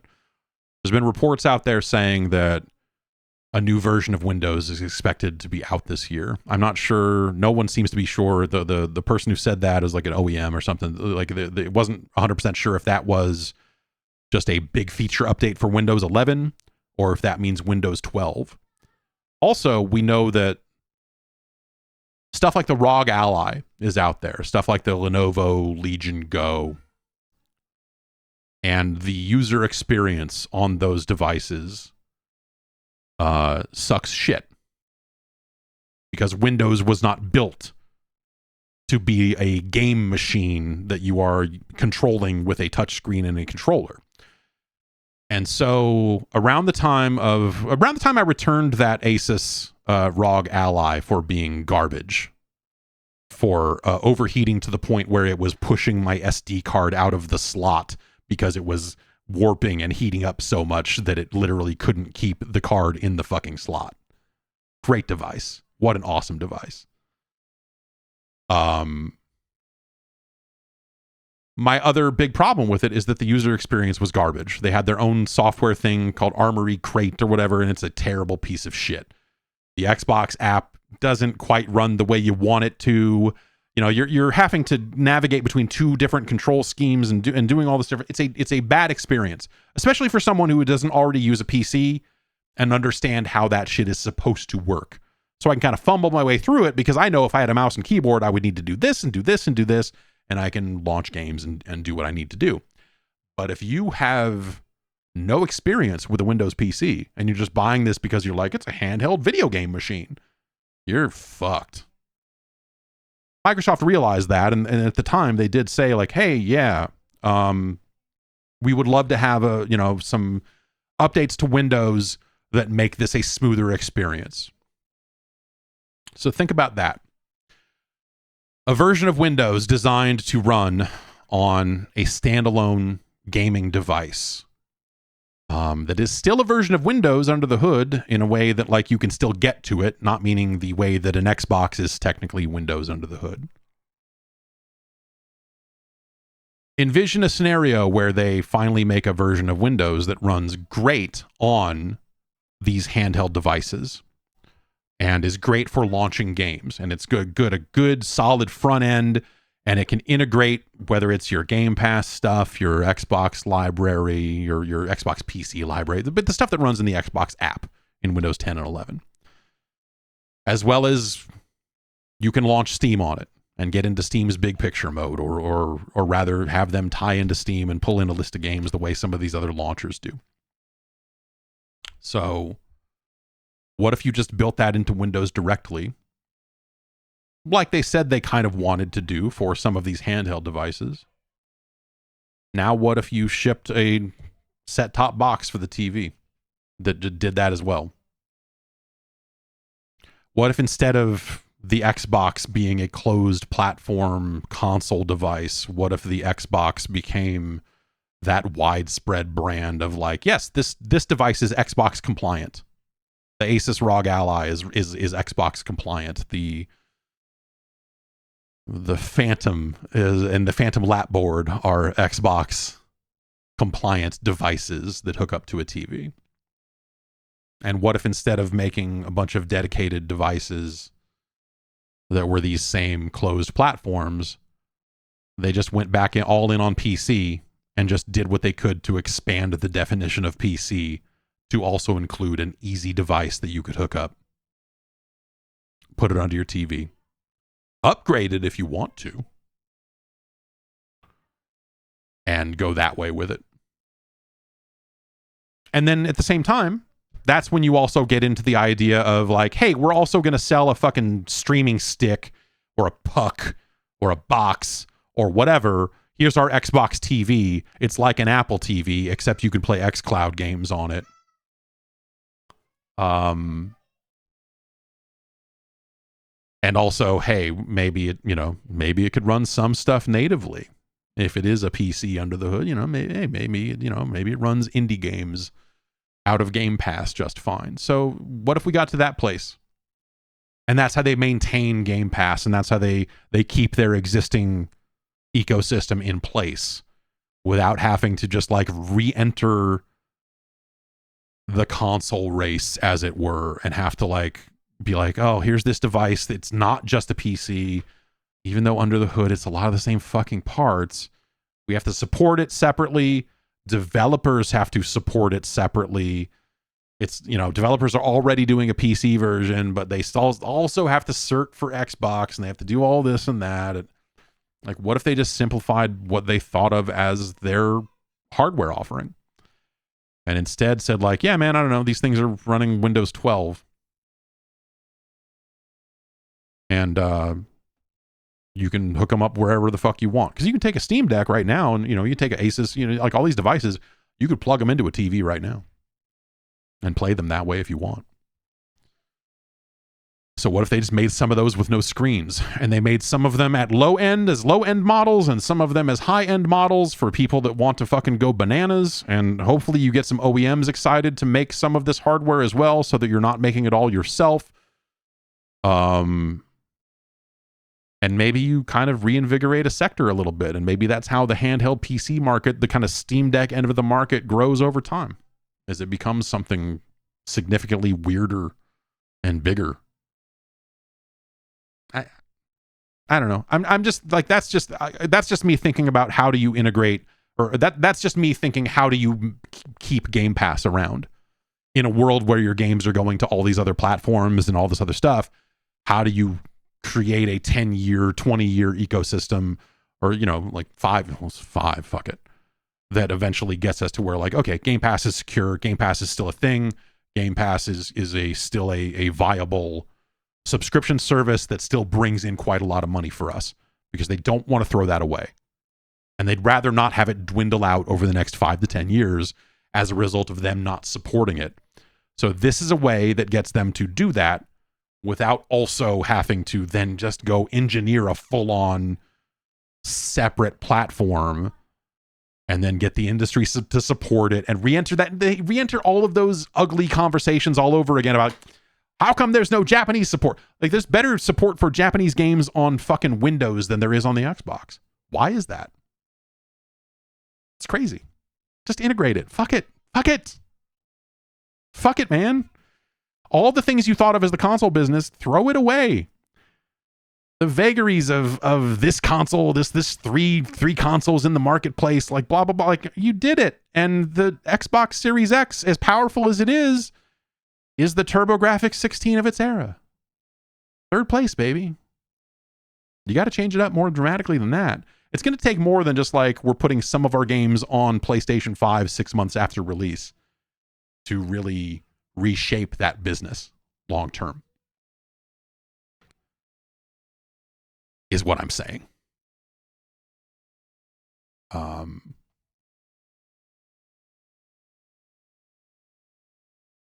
think that's all I really have to say about it.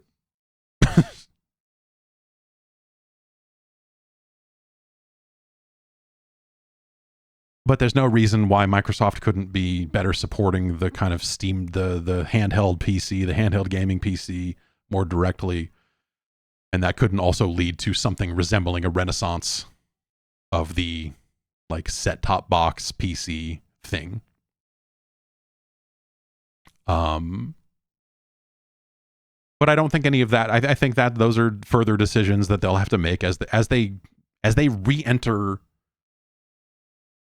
you know, whatever they do for the next console. And who knows, maybe instead they'll cut and run on Xbox Series X and try to launch early with another Xbox that's even more power, you know, like instead of doing the half-step console of the PS5 Pro or the Xbox One X, the Scorpio or whatever, maybe they just go like, oh, fuck it, dude. It worked for the Xbox 360. Let's try that again. I don't think that makes a lot of sense. I don't think the parts are out there to make that console for the right price right now. Will Phil Spencer step down? I don't think so. He's alluded to it, that if, you know, hey, if the business doesn't, that if he's not the guy that's leading the business into the future at some point, you know, at some point they will tap him on the shoulder and be like, let's go, man.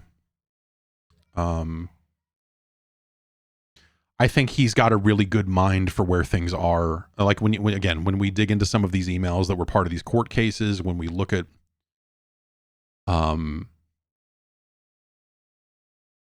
where a lot of this stuff is, I think he's got a really good head on his shoulders, and he doesn't seem blind to the realities of the situation. So, you know, for whatever that's worth, I'm going to stop just short of saying he's the right guy for the job, because at the end of the day, there's a lot of stuff about his style that I don't know anything about.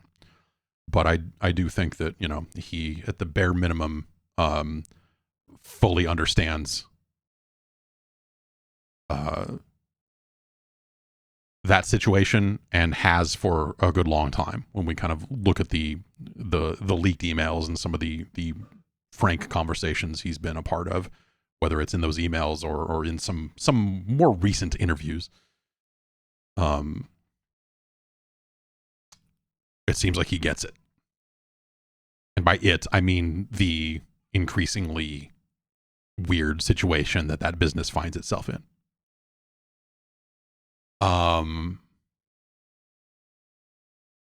All that said, you know, like if we really want to talk about the competitive players in the console space, like I don't think that Sony has figured out some magic formula. Like, this isn't a case of like Xbox fumbled it, but Sony, they know what's up. Instead, Sony feels like it's like, all right, don't change anything. Just everyone hold on real tight, and some live service games, can we add those in on top of our third person action adventure sad dude games? Can we, like, that's the move they've made, right? They're recently is, you know, they acquired Bungie, which is going great, and they said they wanted a bunch of live service games, and now that seems like a bad idea that gets worse all the time, I guess I would say. However they're doing on it set aside. And And so I think the Sony situation is more like, at some point this market does continue to change and turn and twist, and the desires of the mainstream player change with that, and their budgets are not getting, well, maybe they are. Maybe they'll find a way to make them smaller. That was some of the Insomniac stuff, was around like, hey, what if we just had fewer cutscenes? Could we save money there? Could we do, some ways to kind of rein in some of the cost on some of their bigger budget games? But at times it feels like their strategy is just like, everybody just sit still and hope no one notices. And we'll have some forays into some different fields here. Also, could we shut down every studio that made classic games for us that were good back years ago? Could we get out of those bits? Could we just find anyone who ever worked on a Wipeout game and get them the fuck out of here? It's like that seems like the Sony strategy. But also a lot of their games stayed on track and released, which, putting out big games that people like, that's a good strategy. Turns out. Is it the best strategy? You could argue that there are maybe better ways to make money in video games. I don't know. They still, they still went ahead and launched a VR headset, which that doesn't seem like a fantastic idea, but it fits right in with the strategy of just like, don't change nothing. Did we do that last time? Get on the phone with the VR. Tell them yes.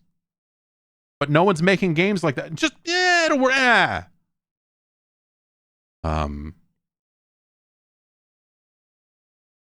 man. It's fucking weird, man. The other problem you end up with, if Microsoft gets out of the hardware business, which, again, that's not, I don't think anyone sane is saying that, but it is something that people are tossing around because there's a certain sky is falling mentality around a lot of this stuff. Microsoft still takes they still take a 30% cut of every third-party game that sells on their platform, right? They're not going to want to not do that. Maybe they take a smaller cut in our scenario where they're just selling PCs that live under a TV or something like that. Maybe that changes the game a little bit, but a 30%, yeah. How many copies of those games selling? What's 30% of those low numbers compared to the same 30% that people are spending on PlayStation platforms or whatever? It's kind of,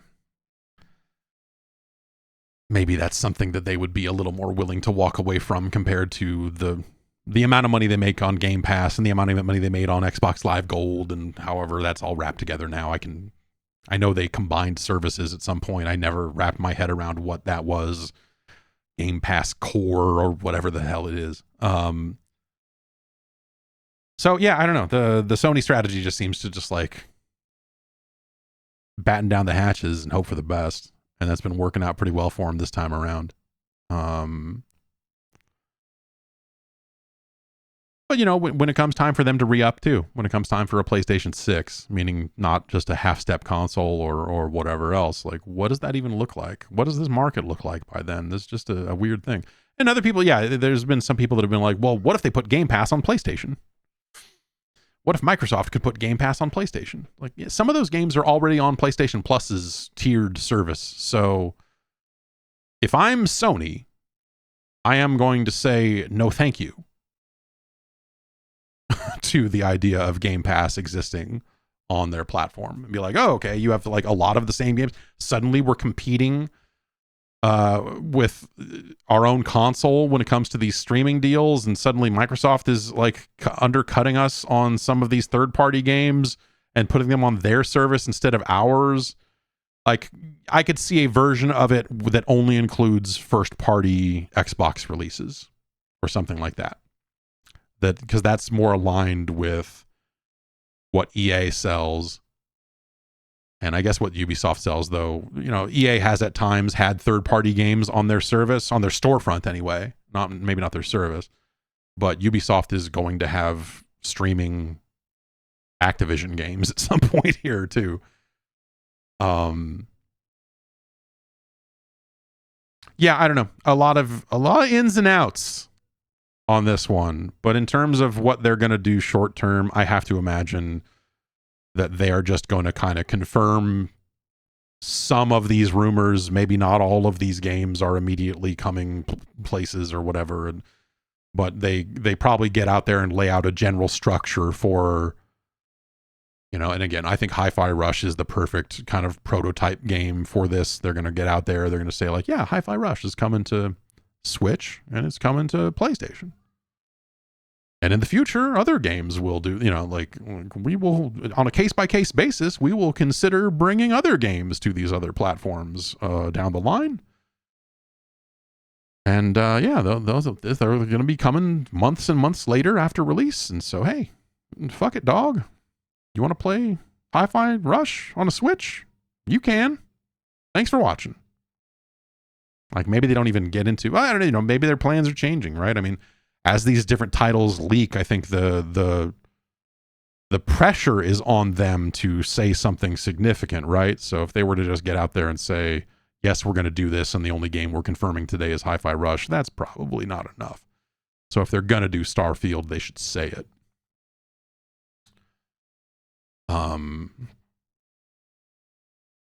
And if they intend to do any other first-party games, they should probably at least throw one of those out there at this time. Like if that was Gears, if that was... But actually, Sea of Thieves is probably the game to do that with, again, because it's a social game that benefits from a lot of players. It's years old at this point, so like, you know...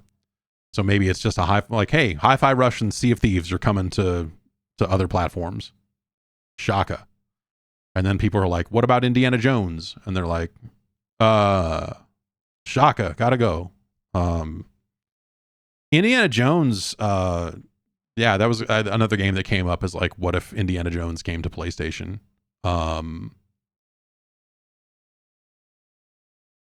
Disney would love that for the same reason that MLB loves it, that their baseball game is finally coming to all platforms now. And they I believe they forced Sony's hand on that and said, no, this is, we want this game to exist on all platforms. And then they went and cut the Game Pass deal. Like MLB was just like, yeah, fuck you guys. Like, come on. Like it's awkward that baseball only comes out on PlayStation because you're the exclusive licensee, we can't exactly go do a deal with 2K to get their baseball game out on Xbox and whatever else. So fucking come on. So it just went that way. But I mean, you know, like when for an IP licensed game like an Indiana Jones, I mean, Disney's not going to say no. They're going to be like, yeah, we would love, yeah, fuck, dude, yes. Like whatever we had to renegotiate to make it Xbox only, we would love to undo that because we would rather have it sell more copies because that's more money for us, Disney.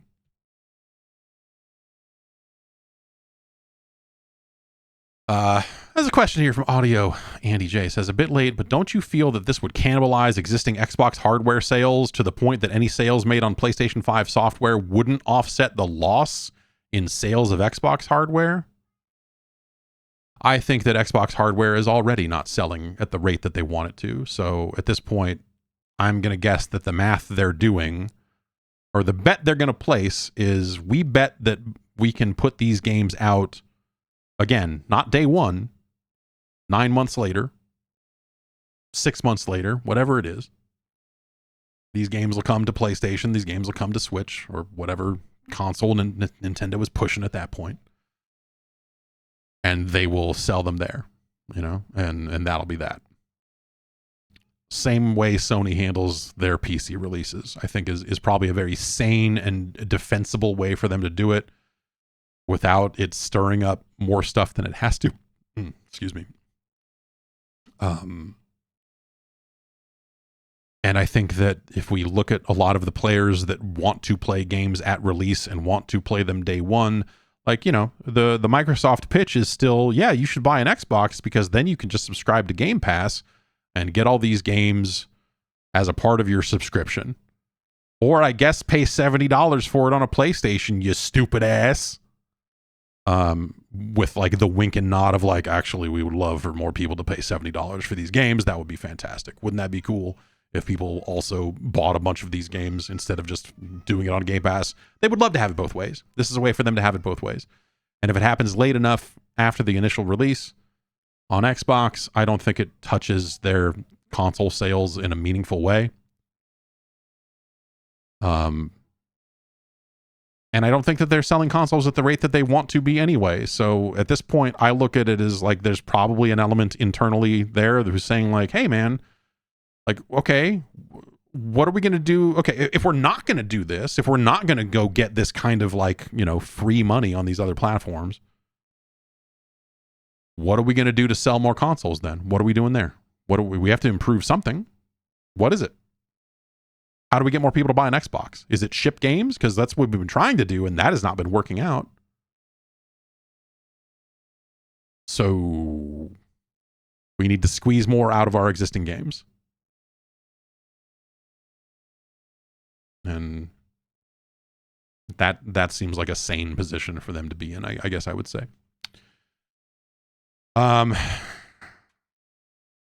We don't know when this is going to happen.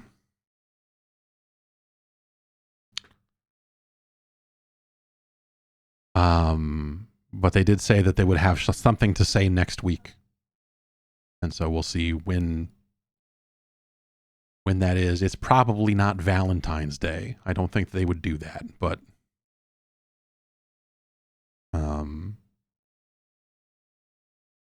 my guess is that they won't do Wednesday. Have a heart, you assholes. Don't have your thing on fucking Valentine's Day, you dicks.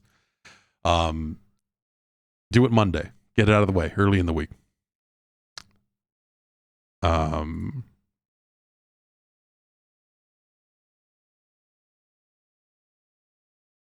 we'll see. Here's another question out of the chat. Starfield was supposedly the highest selling launch game for Bethesda. 11 million players played it. What more do you feel Xbox could have done?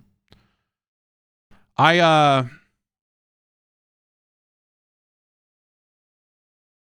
think a lot of that ends up funneling back into like, what did it do for Game Pass and what is the long term? And that's we know that they touted some Game Pass numbers around launch, but how many of those people stuck around? Is Game Pass like it seems like like 11 million players is different from selling 11 million copies. That is the actual answer. And how much money did they get out of those people that signed up for Game Pass? Did they sign up for a month, finish Starfield, and then bounce? Or did they retain? How many months does someone need to be a Game Pass subscriber before Microsoft goes, hell yeah, like this is now positive? Is it as soon as they spend over $70? As soon as they spend more than one game's worth of money on subscription? I don't know what it is.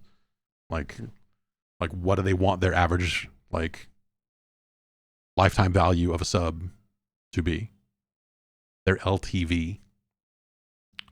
What is your LTV as an individual, as a person, as a human?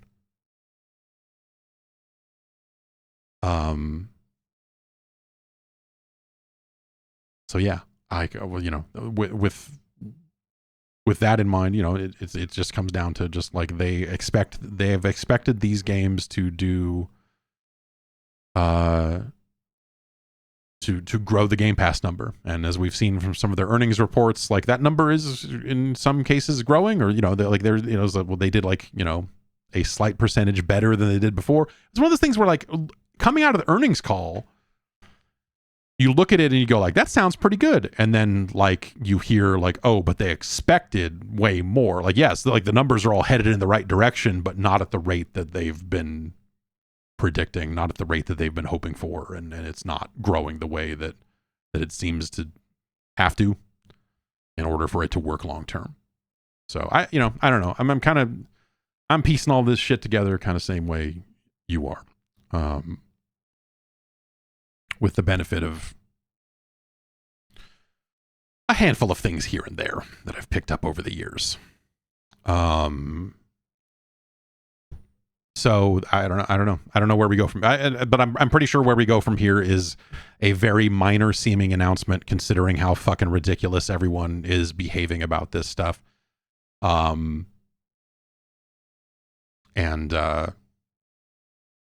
we end up with a few games making their way to PlayStation and to Switch, and that ends up slowly becoming more and more of a new normal for them, with, you know, increasingly large releases of just like, okay. Because again, I'll say it again, it probably bears repeating. In a world where Call of Duty and Minecraft are already multi-platform games, who cares about any of the rest of this stuff? The two biggest games that they've got, the two biggest franchises they've got right now, unless I'm forgetting something, are already everywhere. And so if you're not holding those games back, are you really going to get all scrunched up and mad about the notion that you might be able to play Fable with a PlayStation controller? Who fucking cares?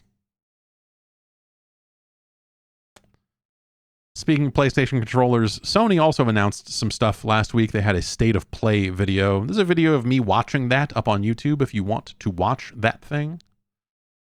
With me watching that thing. I don't remember anything that happened on that video except for Hideo Kojima's portion of the program. If that tells you anything. That's not to say that there was nothing there. As I scroll through the list here, Stellar Blade was shown. That's Shift Up's game. That has been, gosh, that got announced a very long time ago. Character action game. Formerly known as Project Eve, according to this Polygon article. It looks like Nier Automata, but without the coolness, like, or a different type of coolness, a very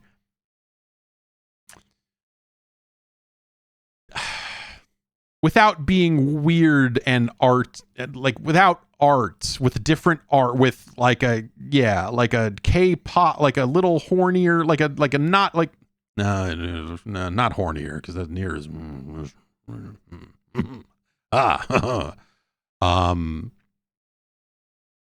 a more generic anime style, I suppose I might say. Like like trying to codify the differences here. That's not me saying it looks bad. I think that game looks cool. There's a desire to sneer at it. It's like bro step. It's like when people derisively call a flavor of dubstep bro step to imply that it is just middle of the road in a way, or generic or mainstream. Well, like Nier is out there, man. Stellar Blade is not. Does that make any sense? The right people will understand that. I think it looks kind of neat. I don't know. They're gonna re-release Sonic Generations, which is disgusting. There's some of this is a sickness out there. I know I vowed to support Sonic in the year 2K once upon a time, but I will never. They're adding Shadow to it. They showed a bunch of Shadow the Hedgehog in it, but he didn't have guns. They just like photoshopped out the guns and put walkie-talkies in their place. Is it just an ET? Is it just like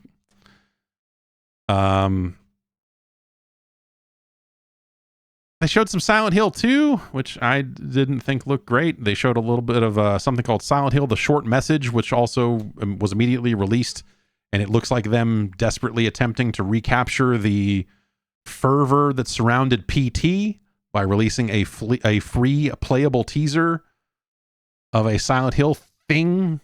And people seem to enjoy Short Message, but I don't know. People have been all over the place on it. I don't know. Judas was shown. I don't mean the Chris Jericho song, though they should put that in this game. It's Ken Levine's project over at Ghost Story Games. Judas looks a lot like a BioShock game. It looks a lot like a game where you've got like a weapon over here and then you've got hand powers over here. So you're doing some of this and then a little bit of this and then a little bit of pew, pew, pew with the gun and then a little bit of wow, wow, wow with your hands.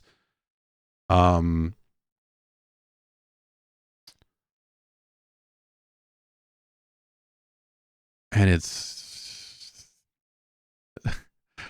feels like in some ways it is like, I don't know, doubling down on the stuff that people came to really not like about BioShock Infinite, of them just going like, no, because this is how I feel politically, so I've got to keep making this game. If I don't, who will? It's a really, yeah. Not a lot of BioShock style games coming out these days. And so I think it's kind of neat that there's another one of those, and hopefully there's a lighthouse in it somewhere. I don't know. As always, I mean, they're supposed to, right? A VR Metro game is coming out. Dragon's Dogma 2 was briefly shown. That's out March 22nd. That's crazy. That's like right around the corner. That's great news. Rise of the Ronin from Team Ninja continues to look all right. And then they showed a bunch of Death Stranding 2 and gave it its subtitle, which leaked a little while ago, a couple weeks ago, I guess. Death Stranding 2, on the beach, which I can only say in the voice of Neo Turf Masters saying on the green. On the beach!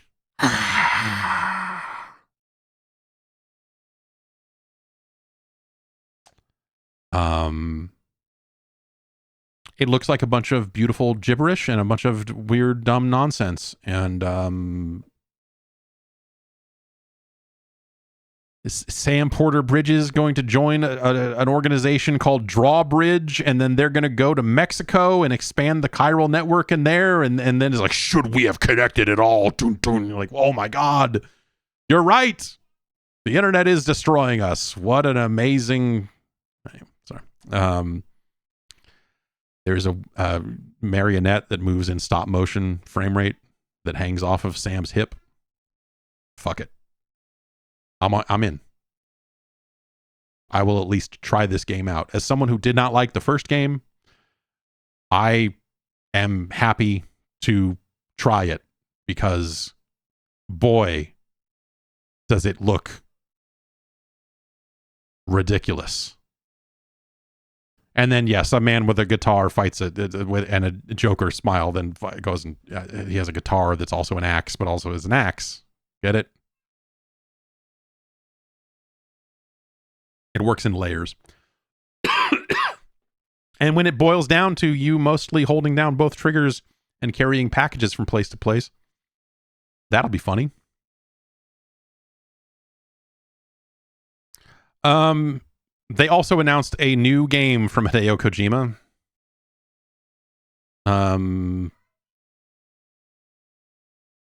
And it's going to be an espionage action game. So basically, they've got him working on Death Stranding, which is his own ridiculous new thing. OD for Xbox, which seems like it's, maybe a horror game that is, him trying to get his Silent Hill yayas out, I guess. Even though he was not the Silent Hill guy back in the day. I don't know. And now they're making a thing that is designed to be the successor to Metal Gear, but without the name Metal Gear in it. Yeah, they should go get... Yeah, this should be a siphon filter game by the time it comes out. I want Hideo Kojima up in front of people talking about how Gabe Logan has changed. It is called Physint currently. That is probably not the final title. Physical intelligence, much like SIGINT is signal intelligence and all of that sort of stuff. This is also said to be a movie that Sony is investing in. So I say go with God, everyone. That is actually the most exciting thing that I think I've heard of. And I'm someone who has maybe been a little on the fence about some of these Metal Gear games over the years for sure. But I think the idea of him returning to the action-espionage genre is what they're billing it as. I'm happy to see it. I will be very interested to see what that looks like. The idea of Hideo Kojima returning to a Metal Gear-esque setting, but being unable to use the concepts of Metal Gear and the IP of Metal Gear. What does that look like if he was unchained from all this legacy of this IP of Solid and Liquid and all of that shit? What would he make? I'm really interested to see what the fuck that is. And if it ends up being just like, oh yeah, I don't know, we've got a different nuclear robot now. I don't know. Like if it just ends up like fully duplicating, like, you know, here's a lot of stuff that is Metal Gear without the name, I think that would be hilarious. But if it's something wildly different that is still kind of in that same genre, I think that would be interesting to see as well.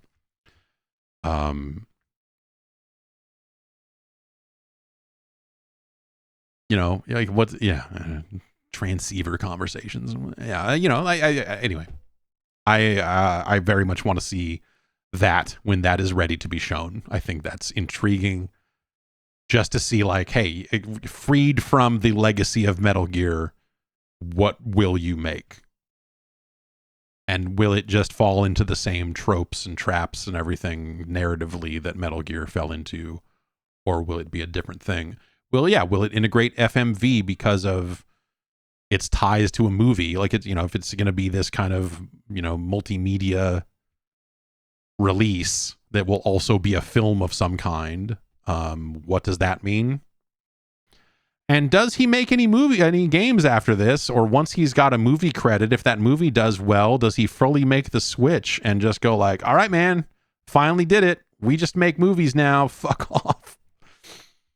I think that would probably be the best thing for him at this stage in the game. I would love to see him just get into making wild films.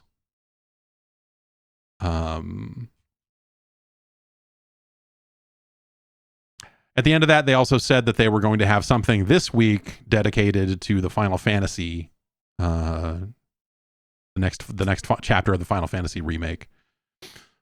Which is I guess due out here relatively soonish. Let's see. Reuters is reporting that Tencent has been working on a mobile version of Elden Ring, and that it's not going well.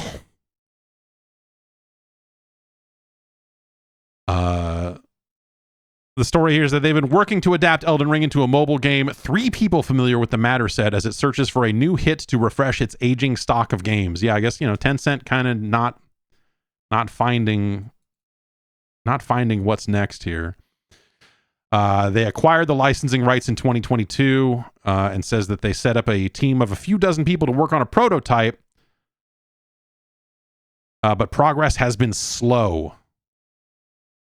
They also, it kind of also reminds you that they cut a project based on Nier back in December over monetization concerns. So I don't know if there's, you know, maybe they're finding a hard way. Basically, yeah, this sentence says it all from the people who, I guess, are the sources for this. While Elden Ring was designed as a premium game with a set price tag, Tencent wants to make it a free-to-play game with in-app purchases similar to the hit game Genshin Impact, developed by its Chinese rival MiHoYo, the people said. So I think the something about the idea of getting Elden Ring and saying, let's turn it into a Genshin Impact is like the most businessman suit sentence that you could ever say.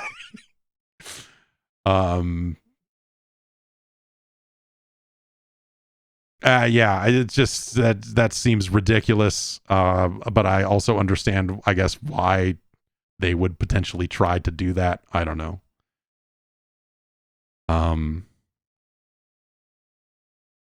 Urgency for Tencent to find a new hit is growing, with its chairman saying that its gaming business was under threat, while Tencent's past hits such as PUBG Mobile continued to deliver strong revenue. More recent products have fallen short of expectations. So yeah, Tencent's been Tencent's been shutting stuff down for a while now, I guess. Man, fuck. PDP has decided it's time to get back into the time to get into the plastic guitar controller business. There's never been a better time to be selling Rock Band controllers than announcing it 1 week after the end of Rock Band 4 DLC. The Riffmaster guitar will be out in the springtime. Video Games Chronicle reports that it will be compatible with Rock Band 4. It will there will be 2 versions, one that works with PS4 and PS5 and one that works with Xbox Series X and Xbox One, because accessory licensing still fucking sucks. So they have to issue 2 versions of it, which yeah. Ugh. It will work with Rock Band 4, and it is also being said that it will work with Fortnite Festival when Fortnite Festival adds proper support for guitars. Looks like IGN got hands-on with it, and they're saying that it has up to 36 hours of battery life on a single charge, and it folds up real nice. There was a leak of this that someone, the PDP had a folding guitar or something like that. So, but yeah, this is it's interesting timing to announce this the week after Rock Band 4 DLC goes away. I don't know, but it's largely built for people that are playing Fortnite Festival. So I don't, which I have not heard a lot of people talking about since it got released. I know at the outset people were psyched about it, and now I feel like the only stuff I see about music in Fortnite now is people using the music as taunts inside of the Battle Royale and not actually playing Fortnite Festival much. But I don't know, man.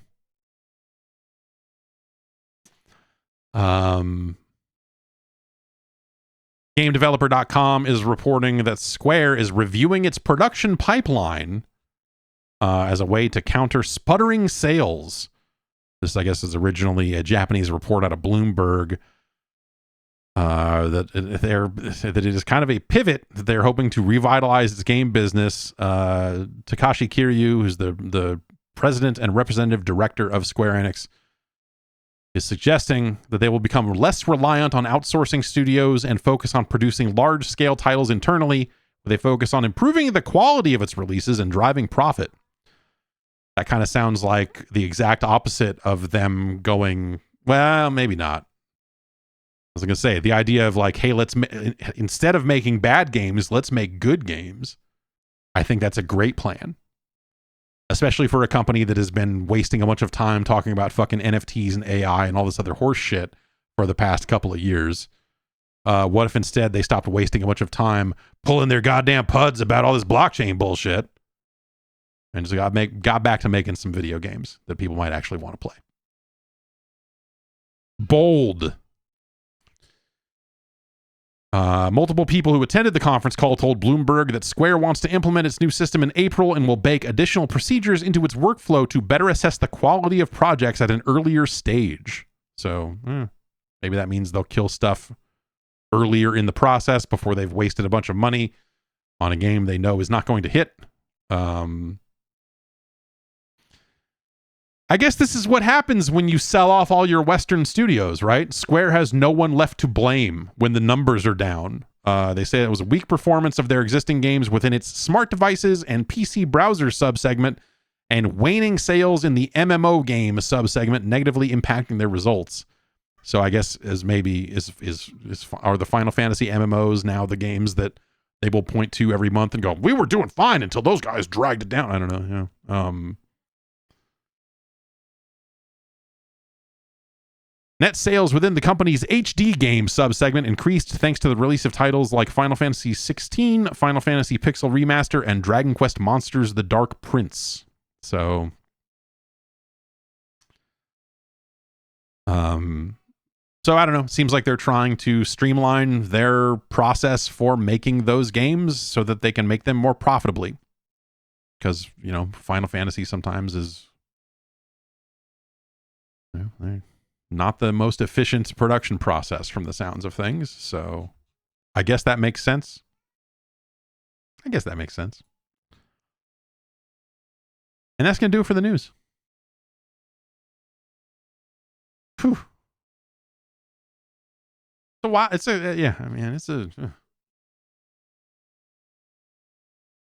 a crazy time in video games.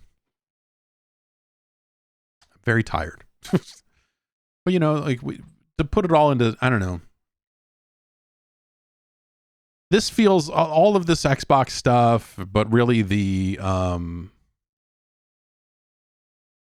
I look at it as, you know, that article we were talking about from gamesindustry.biz a couple of weeks ago where they had sources saying like, oh yeah, it's going to be about 2 years of pain in the video game industry because a lot of companies overextended themselves or, you know, placed some bad bets or whatever, and they've got to, you know, but that underneath it all, the game industry is built on sound fundamentals. And basically saying like, you know, for as much as the next couple of years will be probably continuing to be pretty fucked. And that extends to, you know, in a lot of different ways, right? When it comes to developers trying to find funding for their games, and so on and so forth, that's going to have a knock-on effect. Like if we got 2 bad years ahead of us, that's something that probably impacts the next 4 or 5. So, you know, you'd almost wonder about this Xbox stuff. They're not beholden to this on a long-term basis. Like there's nothing stopping them. Like the other option that we didn't really get into, because I think it's a bit of a long shot, and I don't think it makes a ton of sense with where the industry is headed, generally speaking. There is still a scenario where if things come out the other end of this strong, that Microsoft says, all right, we're going to reinvest. Like this is the right time to do it. We've got the right hardware. We've got the right this. We've got the right that. Here is our next console, and all of our shit is going exclusive again. You know, there's certainly a potential for something like that to happen down the line if they felt that. I guess that's my way of saying like none of this is set in stone. Even when they announce stuff next week about making stuff multi-platform, it doesn't mean that they don't, you know, if things line up in such a way that it makes sense for them to take another crack at it as just a standard, here's the console business as it has been, and to go back that way, like maybe they take a shot at it again. I don't know.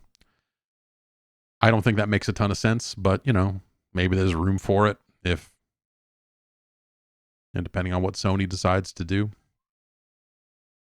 I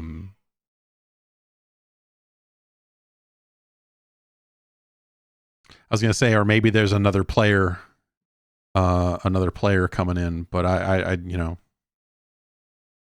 if Amazon was going to do it, they would have done it by now. Google shot their shot. I mean, Amazon did eventually ship the Luna, but Amazon has had there's been multiple moments in Amazon's history where they have been just about ready to get into the game business in a big way, and then they've been like, actually, wait, no. And now, you know, they're publishing some stuff. They'll publish this Tomb Raider game that Crystal Dynamics is working on, but you know, they ended up just putting out Luna and saying like, yeah, man, here you go. And then, yeah, they've got their publishing business, and you know, some of that has been dreadful.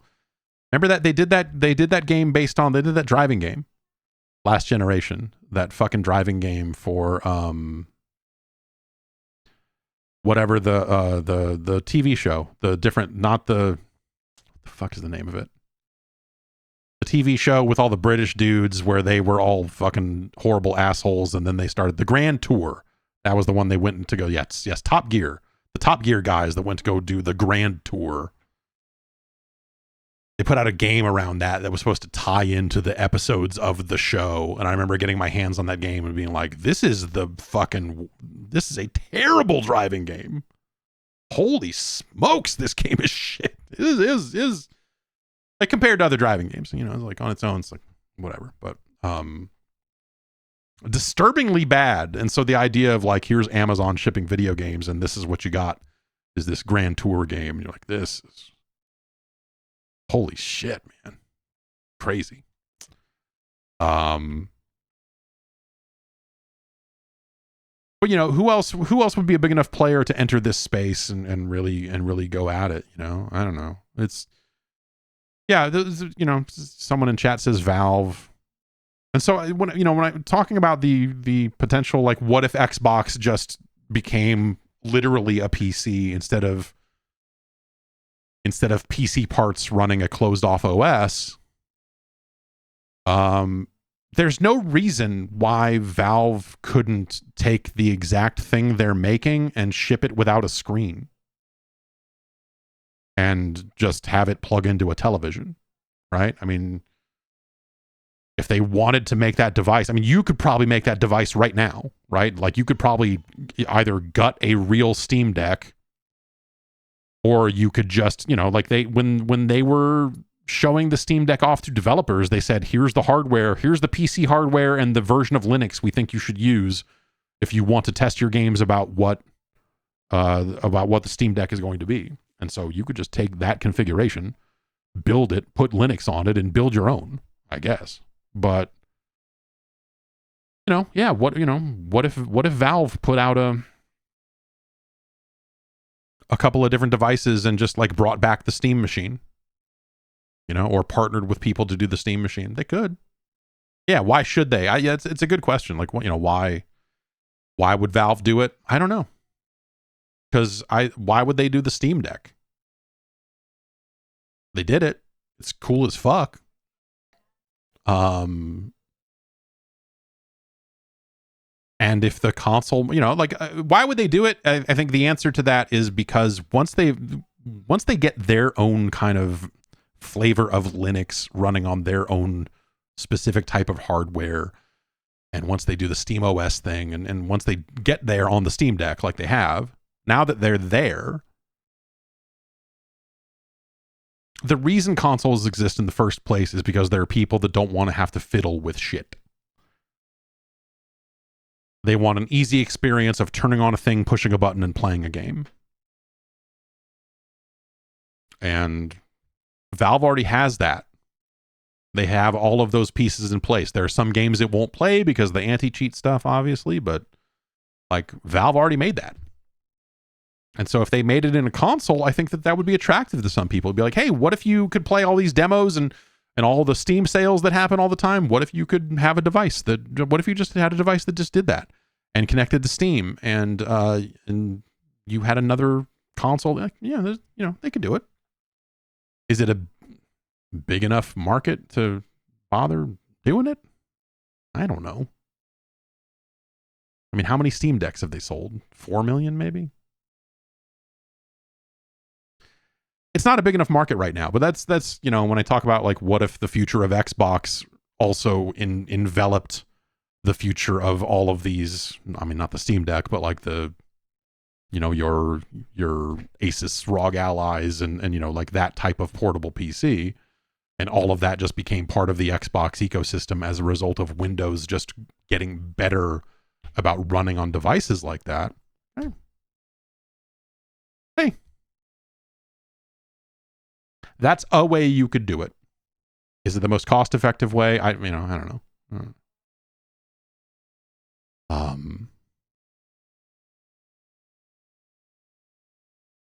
But I think that would be neat. I think that would be an interesting future for the Xbox brand that would also let them, continue to offer Game Pass as a service, and it would even unify it in a way where they wouldn't have to have separate Xbox Game Pass and PC Game Pass. They could just say, fuck it, there's one Game Pass. Because they're all PCs now. Except for the part where they presumably have to support the Xbox Series X for a lot of years. I don't know. Why don't we get into some emails? podcast@guard.bike is the email address. Send in some damn emails. I'll read them. We'll talk about them. We'll see what's up. Maybe my next week's show will be on the other side of the Microsoft announcement, if they do it Monday or something like that, or if they do it Tuesday, I don't know. But, maybe we'll have that to talk about, or maybe we'll just have another week of weird rumors because they'll do it Thursday or something. I don't know. We'll find out. It's exciting. It's weird. But I think the end result, like I said, I for all the people that are just like, this is the end of Xbox, don't listen to anyone that is saying that, because they are scary fanboy weirdos who have built an entire persona, and like it's basically a grift at that point, right? They're just like, my entire identity is wrapped up in me telling you that the Xbox is sick, and everyone on the Xbox leadership team follows me, which enabled me to continue to be a fucking creep about this stuff. Let's have memes. Like it's not a healthy situation.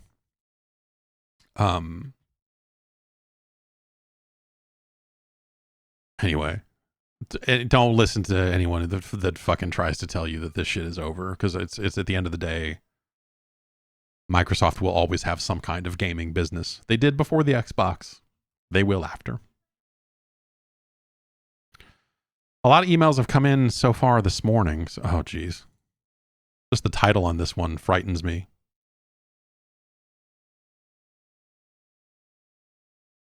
Joe in Seattle writes in with a link to the Phil Spencer tweet about the business update event,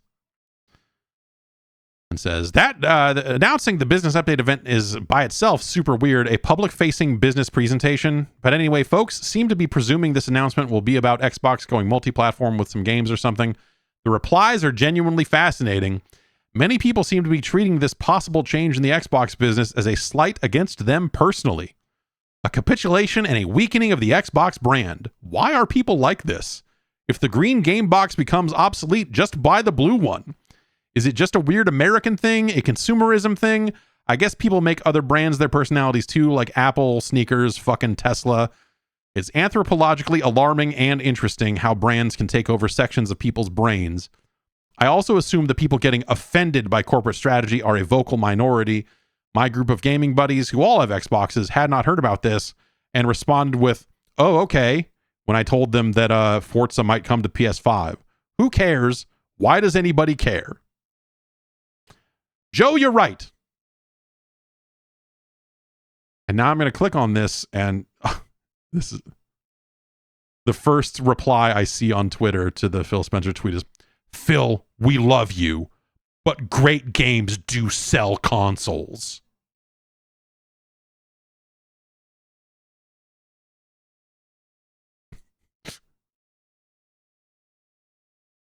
And then the second one is some insane long thing. What would happen if the rumors were true and blah, blah, blah? Here's my response. All longtime Xbox owners would be at a huge disadvantage and would be treated as lower class citizens by Microsoft. Since Xbox can't play Final Fantasy, Spider-Man, Stellar Blade, etc., but PS players can play all those and would also play Xbox first-party games.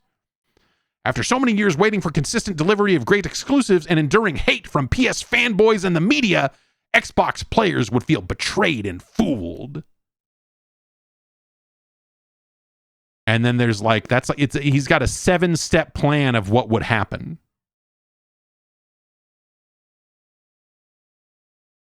PlayStation would become a high-performance console monopoly, which would make Sony even more anti-consumer, raising consoles to $1,000 and games to $150, with players having no other option. These people are stupid. I'm not, there are plenty of people that say exactly the same type of shit about the PlayStation that are, just to make it clear, just to make sure I'm, that I'm equal opportunity about that. They are fucking stupid too. You people are fucking stupid. These are the people that, like, when, there's always, it's a shame because, and there are times when I will, as a shorthand for something, it's like, fucking gamers, am I right? And there's always like one guy who goes like, oh, this guy hates people who play video games. He plays video. To which I say, if you get riled up by that statement, you're probably part of the problem. But also, it's these fucking people that we're talking about. These are the people that give people who play video games a fucking bad name. They're embarrassing. They're fucking tragic individuals. And it's scary to see them. They're adults. They're adults. We're just like, well, I'm walking away from the Xbox brand. It's like, fuck. Oh no! Folks, we've lost Tim Dog.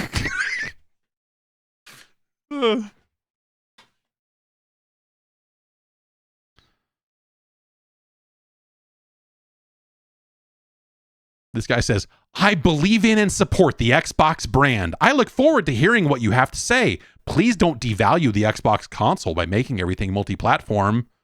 And then embedded a picture of the Xbox logo.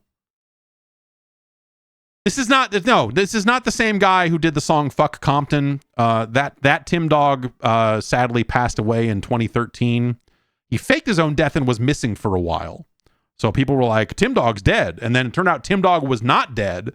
But then people found Tim Dog, and then Tim Dog passed away. So this is some pretender-ass motherfucker who is pretending to be Tim Dog on top of that. He's not even the real fucking Tim Dog. Not since Chris Rock took the name Gusto in CB4 has someone been...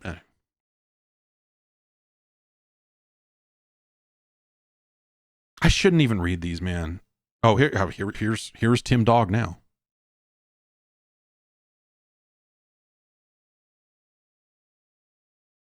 Who's asking Phil to join a Twitter space. And then cheap-ass gamer chimes in with, let's see some deals in the future, please.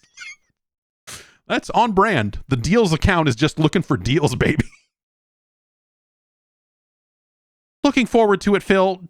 Don't just let the Xbox gamers, but the whole gaming world down. Microsoft is still viable in the gaming space, and it needs to have its place like promised, let alone competition. That is always good, and we need it.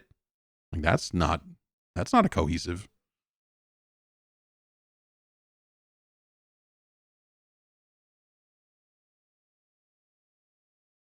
I don't know, man. These people are embarrassing, and a lot of them are paying for Twitter, which I think tells you everything you need to know.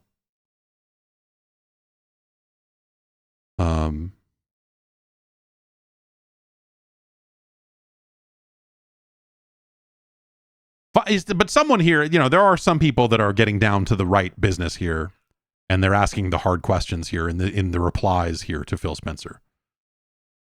Like this guy, Derek, who says, do you know anything about Titanfall 3, Phil?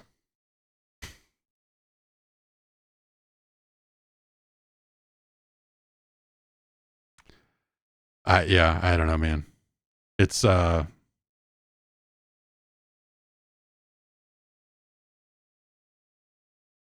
these people are like I said, these people are embarrassing. And it's a shame that, like that's like I said, at times the Xbox leadership, I think, is fed into this mentality by following a lot of these like super fans and making those guys feel like they matter, to the point where now they think they can, like, well, I'm turning my back on the brand. Like, no, cool, man. No one fucking gives a shit. Do you? It's a much bigger business out here than fucking guy on Twitter who's like, I'm fed up with Xbox and I made my life about Xbox and they didn't meet me halfway. Like, yeah, no shit, stupid. It's embarrassing. It's embarrassing. Anyway, thanks to Joe for writing about that.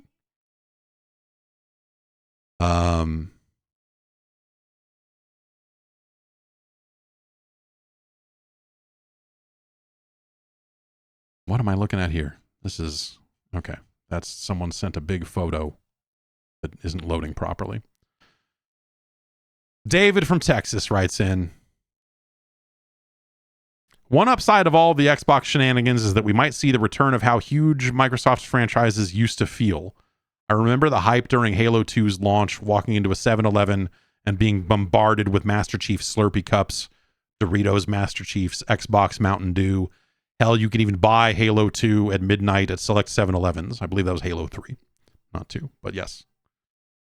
Gears of War 1 and 2 also felt absolutely massive in their own way. That game was the exact perfect title for the right audience at the exact right time.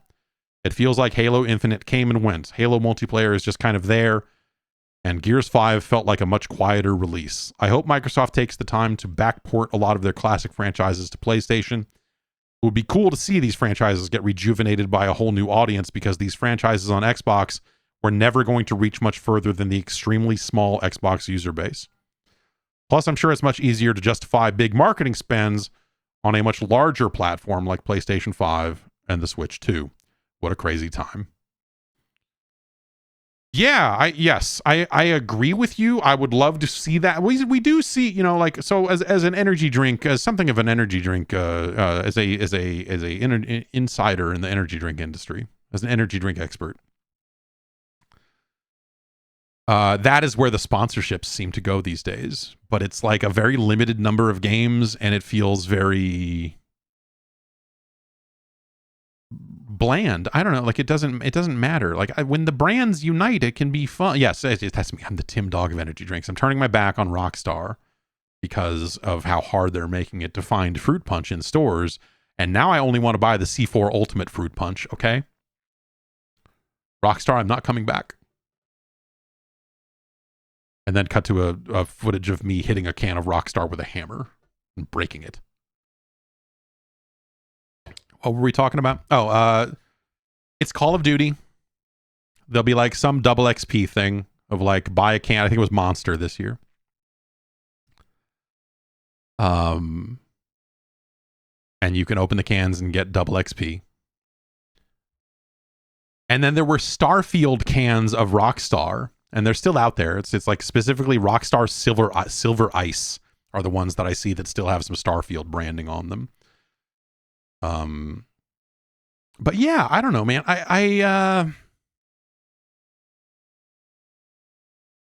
Midnight launches don't exist anymore. Like the build up to a launch is such a different thing, especially with some, you know, more and more games doing the 3 days early thing.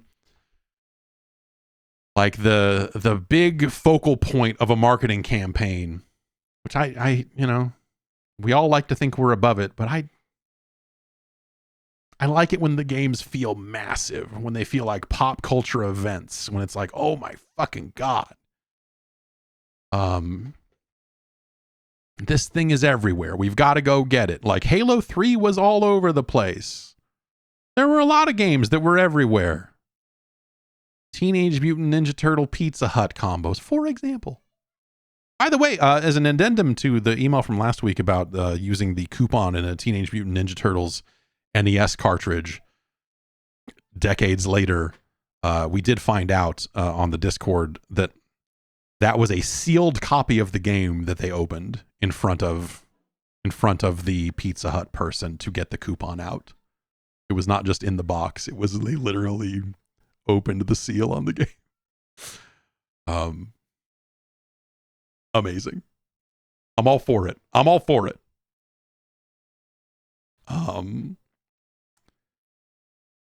Yes, but I don't know. It feels like it comes up every several months here that like, yeah, man, game releases ain't what they used to be. But I think that's just what goes away when we go to these digital releases. Like I'm not going out at midnight. I tried not to go out at midnight ever if I could help it, and pick up games in the middle of the night. But it's like, it's the same reason why E3 going away feels bad, even if it makes a lot of sense when you sit and think about it. And I think it, you know, some of this Xbox stuff is maybe tied into it. It's like there's nostalgia for this stuff, and I think for a lot of us who were there for some of those big midnight launches and some of this other shit, like games felt bigger as a medium. In a weird way. They're not, I mean, they're bigger now. More people play them now. But they felt like this big, visible, mainstream, massive thing. When you're like, oh, this game's everywhere. This game's all over the place. Now it's like, I don't know, they just buy ads for the game on Twitch and word of mouth gets out. I mean, the consoles themselves advertise the games now. Those full screen takeover ads on Xbox are really nuts. Like they don't use them all that often, but they still use them a little too often. Modern Warfare, I think, got one where it's just like you turn on your Xbox and it's just like, boom, did you know Modern Warfare's out? And you're like, what? Why? Leave me alone.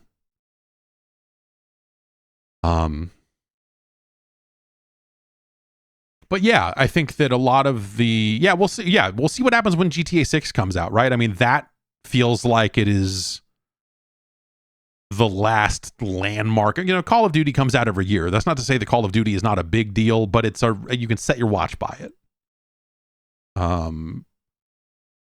Grand Theft Auto does not drop every year. Grand Theft Auto is the Pusha T of video games.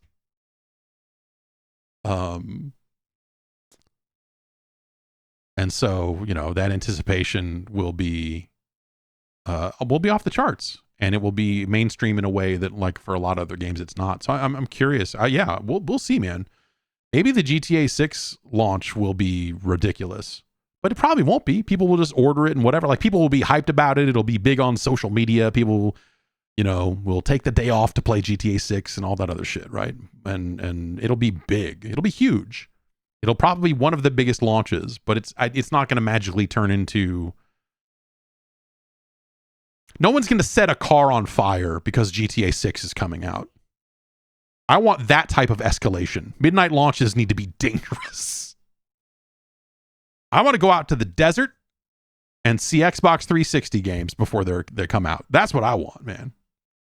I want an infomercial on MTV. But no, you don't want that, because all the people who are watching MTV just want to watch ridiculousness over and over again. They don't want a fucking Xbox infomercial interrupting their ridiculousness marathon. Like, what do you do? What do you interrupt? Where do you get your word out in a way that feels like it is special and above all of the other advertising to be like a huge fucking, you know? It felt weird to me that Suicide Squad was being advertised on both wrestling shows. That felt like a oh man, they're really trying to push this fucking thing, huh? It's on both.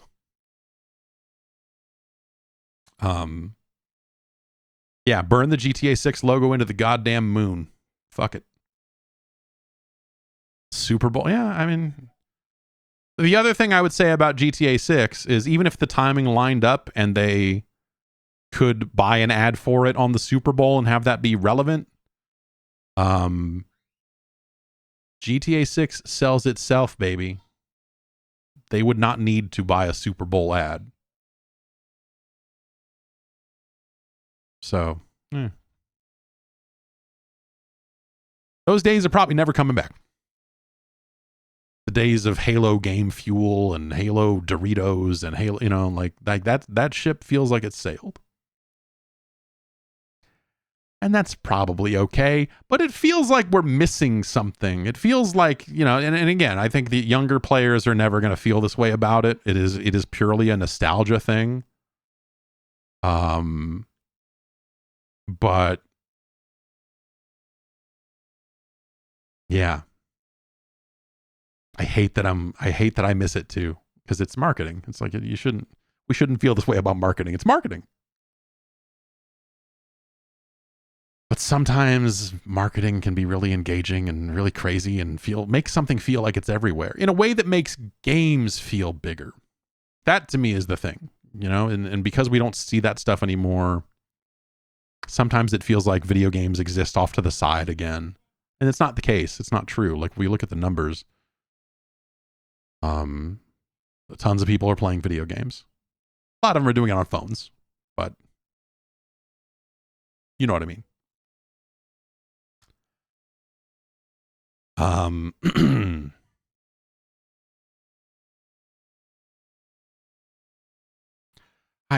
right. This is... If people email in about it, then who am I to not take the emails, I suppose. Fanatical Xbox devotees lose their mind when Starfield goes to PlayStation is the title of this email. From Steven. I wanted to get your opinion on tribalism as it pertains to the gaming space. Xbox has been facing massive backlash from their community, as the leaks about their games going to other platforms have turned out to be true. Xbox is my primary platform, and it doesn't really matter to me that they transition into more of a third party. Why does it matter in the grand scheme of things for me as a consumer in the most general sense? Remove all the implications about Sony becoming more grubby and lazy. I'm speaking on a consumer level. but always seemed like the three companies had massively different strategies. Xbox's thing was never really first-party support to the extent it has been for Nintendo or Sony. That's only true recently, but sure. It's become more apparent in the last few years, given the success of Game Pass, that their main focus is services. All this stuff feels to me like they're just doing what they set out to do. Oh, and I have a Switch for Nintendo first party, and Xbox is my primary console for third party games. The best controller ever, a familiar UI, and access to decades of older games at any time. I never play Xbox's first party games, nor do I have a desire to ever play them. I could be the odd man out here. Why does it matter that Starfield or Indiana Jones goes to Sony? Yeah, it doesn't. I mean, yes, we have covered this. It doesn't matter. The people that are like, Sony's gonna raise their prices. Like, no, they still have to sell consoles. They still, that $500 competes with rent and food and all this other shit. Much like time spent gaming competes with movies and all this other stuff, the cost of gaming is also competitive with a billion other things as well. Spotify subscriptions and whatever, like food, gas, it's an entertainment item. They have to price it at least somewhat accordingly. But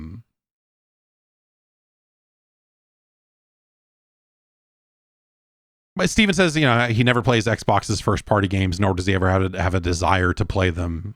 I feel like that was not always the case. I think that Xbox first party used to be shipping fucking heat on a pretty regular basis. Again, the Xbox 360, I think, is in that conversation. It's not, I don't think it wins, but I think when we have a conversation about what's the best gaming platform of all time, I think it's probably the PlayStation 2. But the Xbox 360 is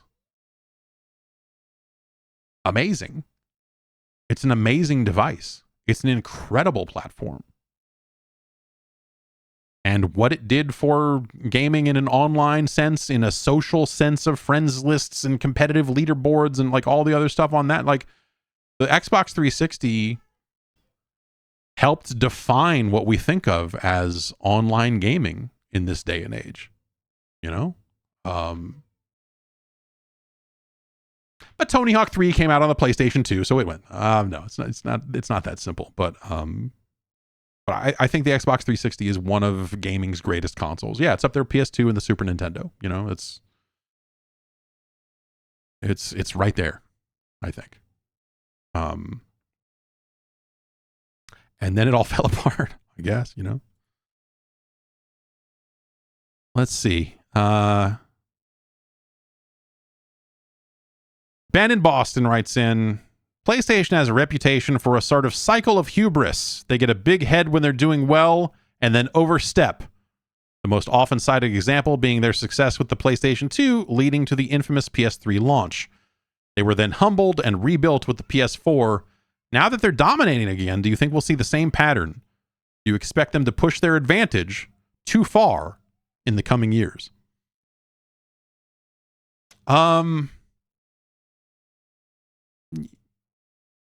That has been the reputation for Sony, is that the PS3 was them at the height of them being difficult to work with, I will say, on our side of things as well. And also, as a lot of developers say about the PlayStation 3, that has happened. The PlayStation 5 does not feel like the PlayStation 4 did. The PlayStation 4 had a very hat in hand, hey guys, kind of feel to it. I'll put it to you this way. A lot of different people there now, a lot of changeover and all that stuff. So it's not about the people, but it's about the concept. Think about that video they made of Adam Boyes and Shu Yoshida, them passing the disc one to the other. The quick, dirty thing they just shot. And how it took off and it was a big deal. And, it was like the ultimate slam, or, like all that sort of stuff. Could you ever see Sony doing something like that now? Who would do it? Who do they have that comes off as human in that specific way, where they could get away with that without it seeming like a super fucked thing to do? Because it is kind of it was kind of a fucked thing to do. But because they put some human faces on there and stuff, and and Shu Yoshida is still there, but he's not in the same role, and you don't see Shu quite as much on things. Is Herman Holst going to get out there and do it? I don't think so. So I think that, like, the personable Sony of the PlayStation 4, if anything, it felt like they deliberately tried to pivot away from that. And it makes sense, you're like, hey, you don't want your people overshadowing the message and some of that. If there are other hardware manufacturers that have ridden that thing to the grave, I guess, of like, no, these people are overshadowing the message, and now they've got to go.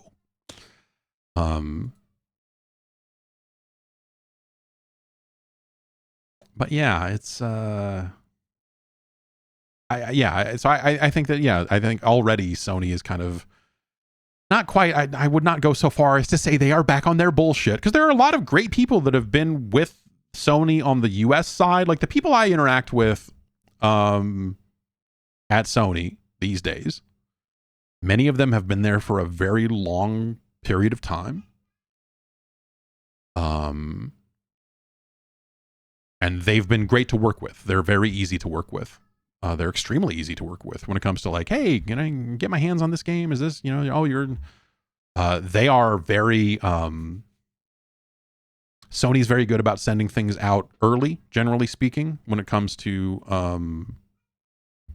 embargo times and dates and stuff like that. Like they've been pretty good about that. Microsoft has also been, for the most part, very, very good about that as well. And I think it's a show of confidence in their games, even when they don't necessarily have it. That they've been like, hey, there have been cases, Death Stranding, I think, is actually one of them. I remember hearing that the internal feeling on Death Stranding over there was, oh shit, I can't fucking believe, oh man, this is what we paid this guy to make this. And now we have to fuck. And then it came out and people were super psyched about it, and it did super well, and all this other, like I bet it was a big load. They were like, oh, thank fucking God, holy shit.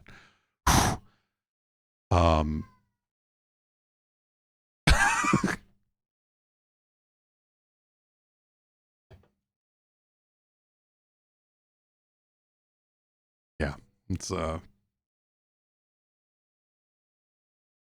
anyway.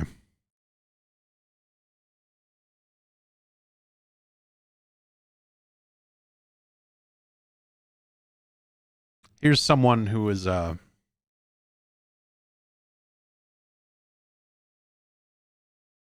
to remain anonymous here.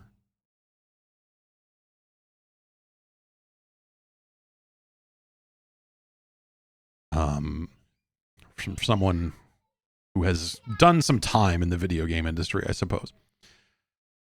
Your section regarding this is, I guess, this email came in at 10:53 this morning, so it may be maybe as a result of some of the things we said here on this podcast. Your section regarding Microsoft Game Pass. Square Enix did a deal with Microsoft for Outriders to be available day one on Game Pass for $20+ million. This was a huge deal that helped significantly with recuperating development costs for a very pricey game like Outriders. Spoilers, it still isn't out of the red yet. Yikes.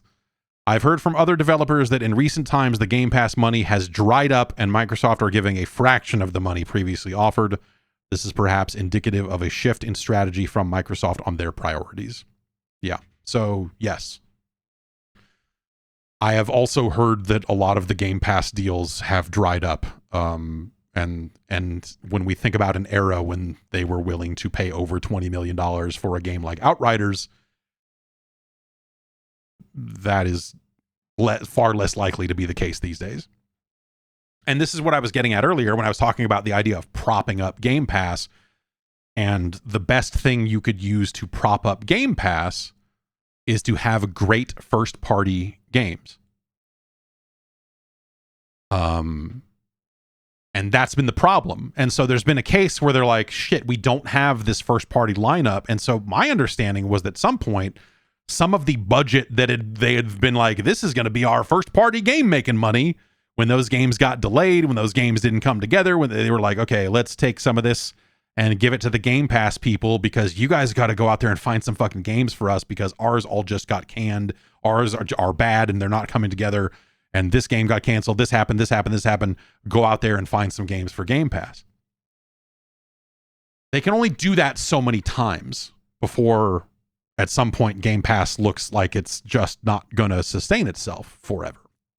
And so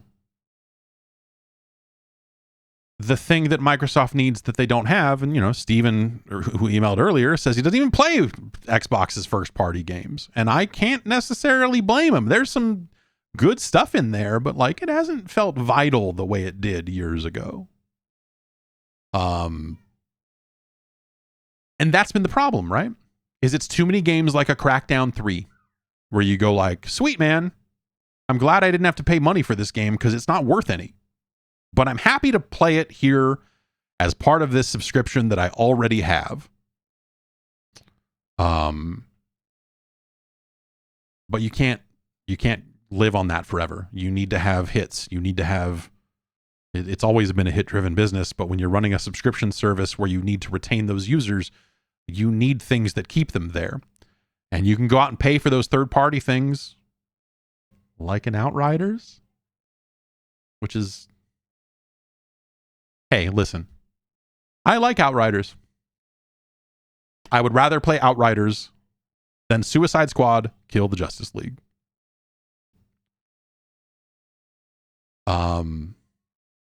But it's not amazing. I don't know if 20 million is a good or a bad price for that, because we'd have to look at other deals and look at how many people signed up for Game Pass and how many did this, how many people stayed on Game Pass because they were too busy playing Outriders with their friends, blah, blah, blah. There's just too much data around that we don't have. It seems like a lot of money for Outriders. And especially also, you know, like I said, yeah, it seems like the deals ain't hitting the way they used to. But also, it's not like the first party lineup has like filled the gap either. And so that's why when we look at Game Pass growth slowing and we look at them potentially making a pivot here, I think it's because of stuff like that, is because Game Pass is not sustainable without them continuing to either spend a bunch of money on getting these third-party games in the door or actually shipping great first-party games, which they have not done enough of over the last few years to make it work. And I don't see anything about their lineup going forward that gives me faith that they are going to turn the corner on that anytime soon.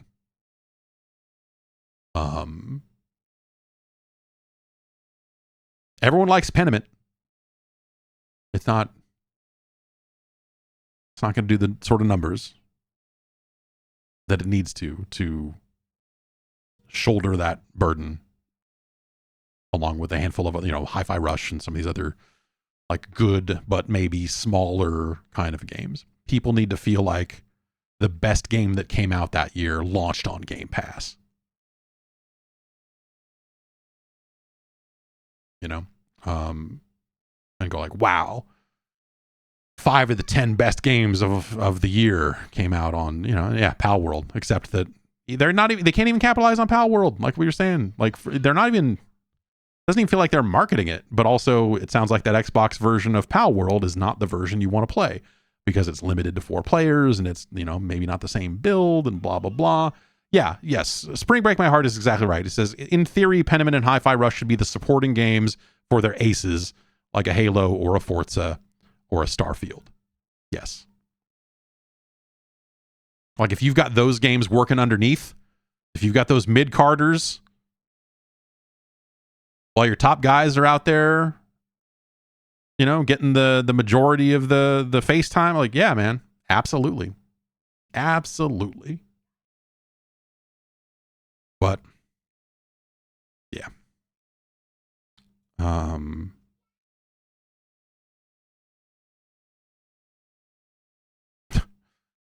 Chop writes in and says, hey, remember when that Sony fanboy smashed his PlayStation when God of War was announced for PC? Yeah, people are fucking stupid. Even if it's fake. Even if it was a broken PlayStation that he smashed up to make some money on a video. Like, I don't know, man. That type of stunts. Like, it's the same, like, you have to remember that, like, these people are doing things for attention also. They're broken in multiple ways. Like, have you seen all the videos over the past few days here of people wearing Apple Vision Pros in public, like walking across the street and doing this with it on their head? I saw one this morning that was a guy getting out of a fucking Cybertruck wearing one and then walking away from the car while doing this. That's just for you to get mad. That's just for you to go, look at this idiot, and to engage with it. It's the same reason why Twitter is an even bigger cesspool now, is because, like, the people that are subscribed to Twitter and paying Twitter money are also desperately trying to make money on Twitter. And so that's all engagement based. And so now all they do is post, like, rage stuff, and they try to, like, ride this disgusting transphobic wave that is happening out there and just be as shitty as they possibly can be because they think that that's what's going to make them money on Twitter. It's sick. It's straight up sick. Blue Sky open to everybody today, by the way. You don't need an invite to use Blue Sky anymore. You can follow me at jeffgerstmann.com. That's my name on Blue Sky, because you can have domains as your name on Blue Sky.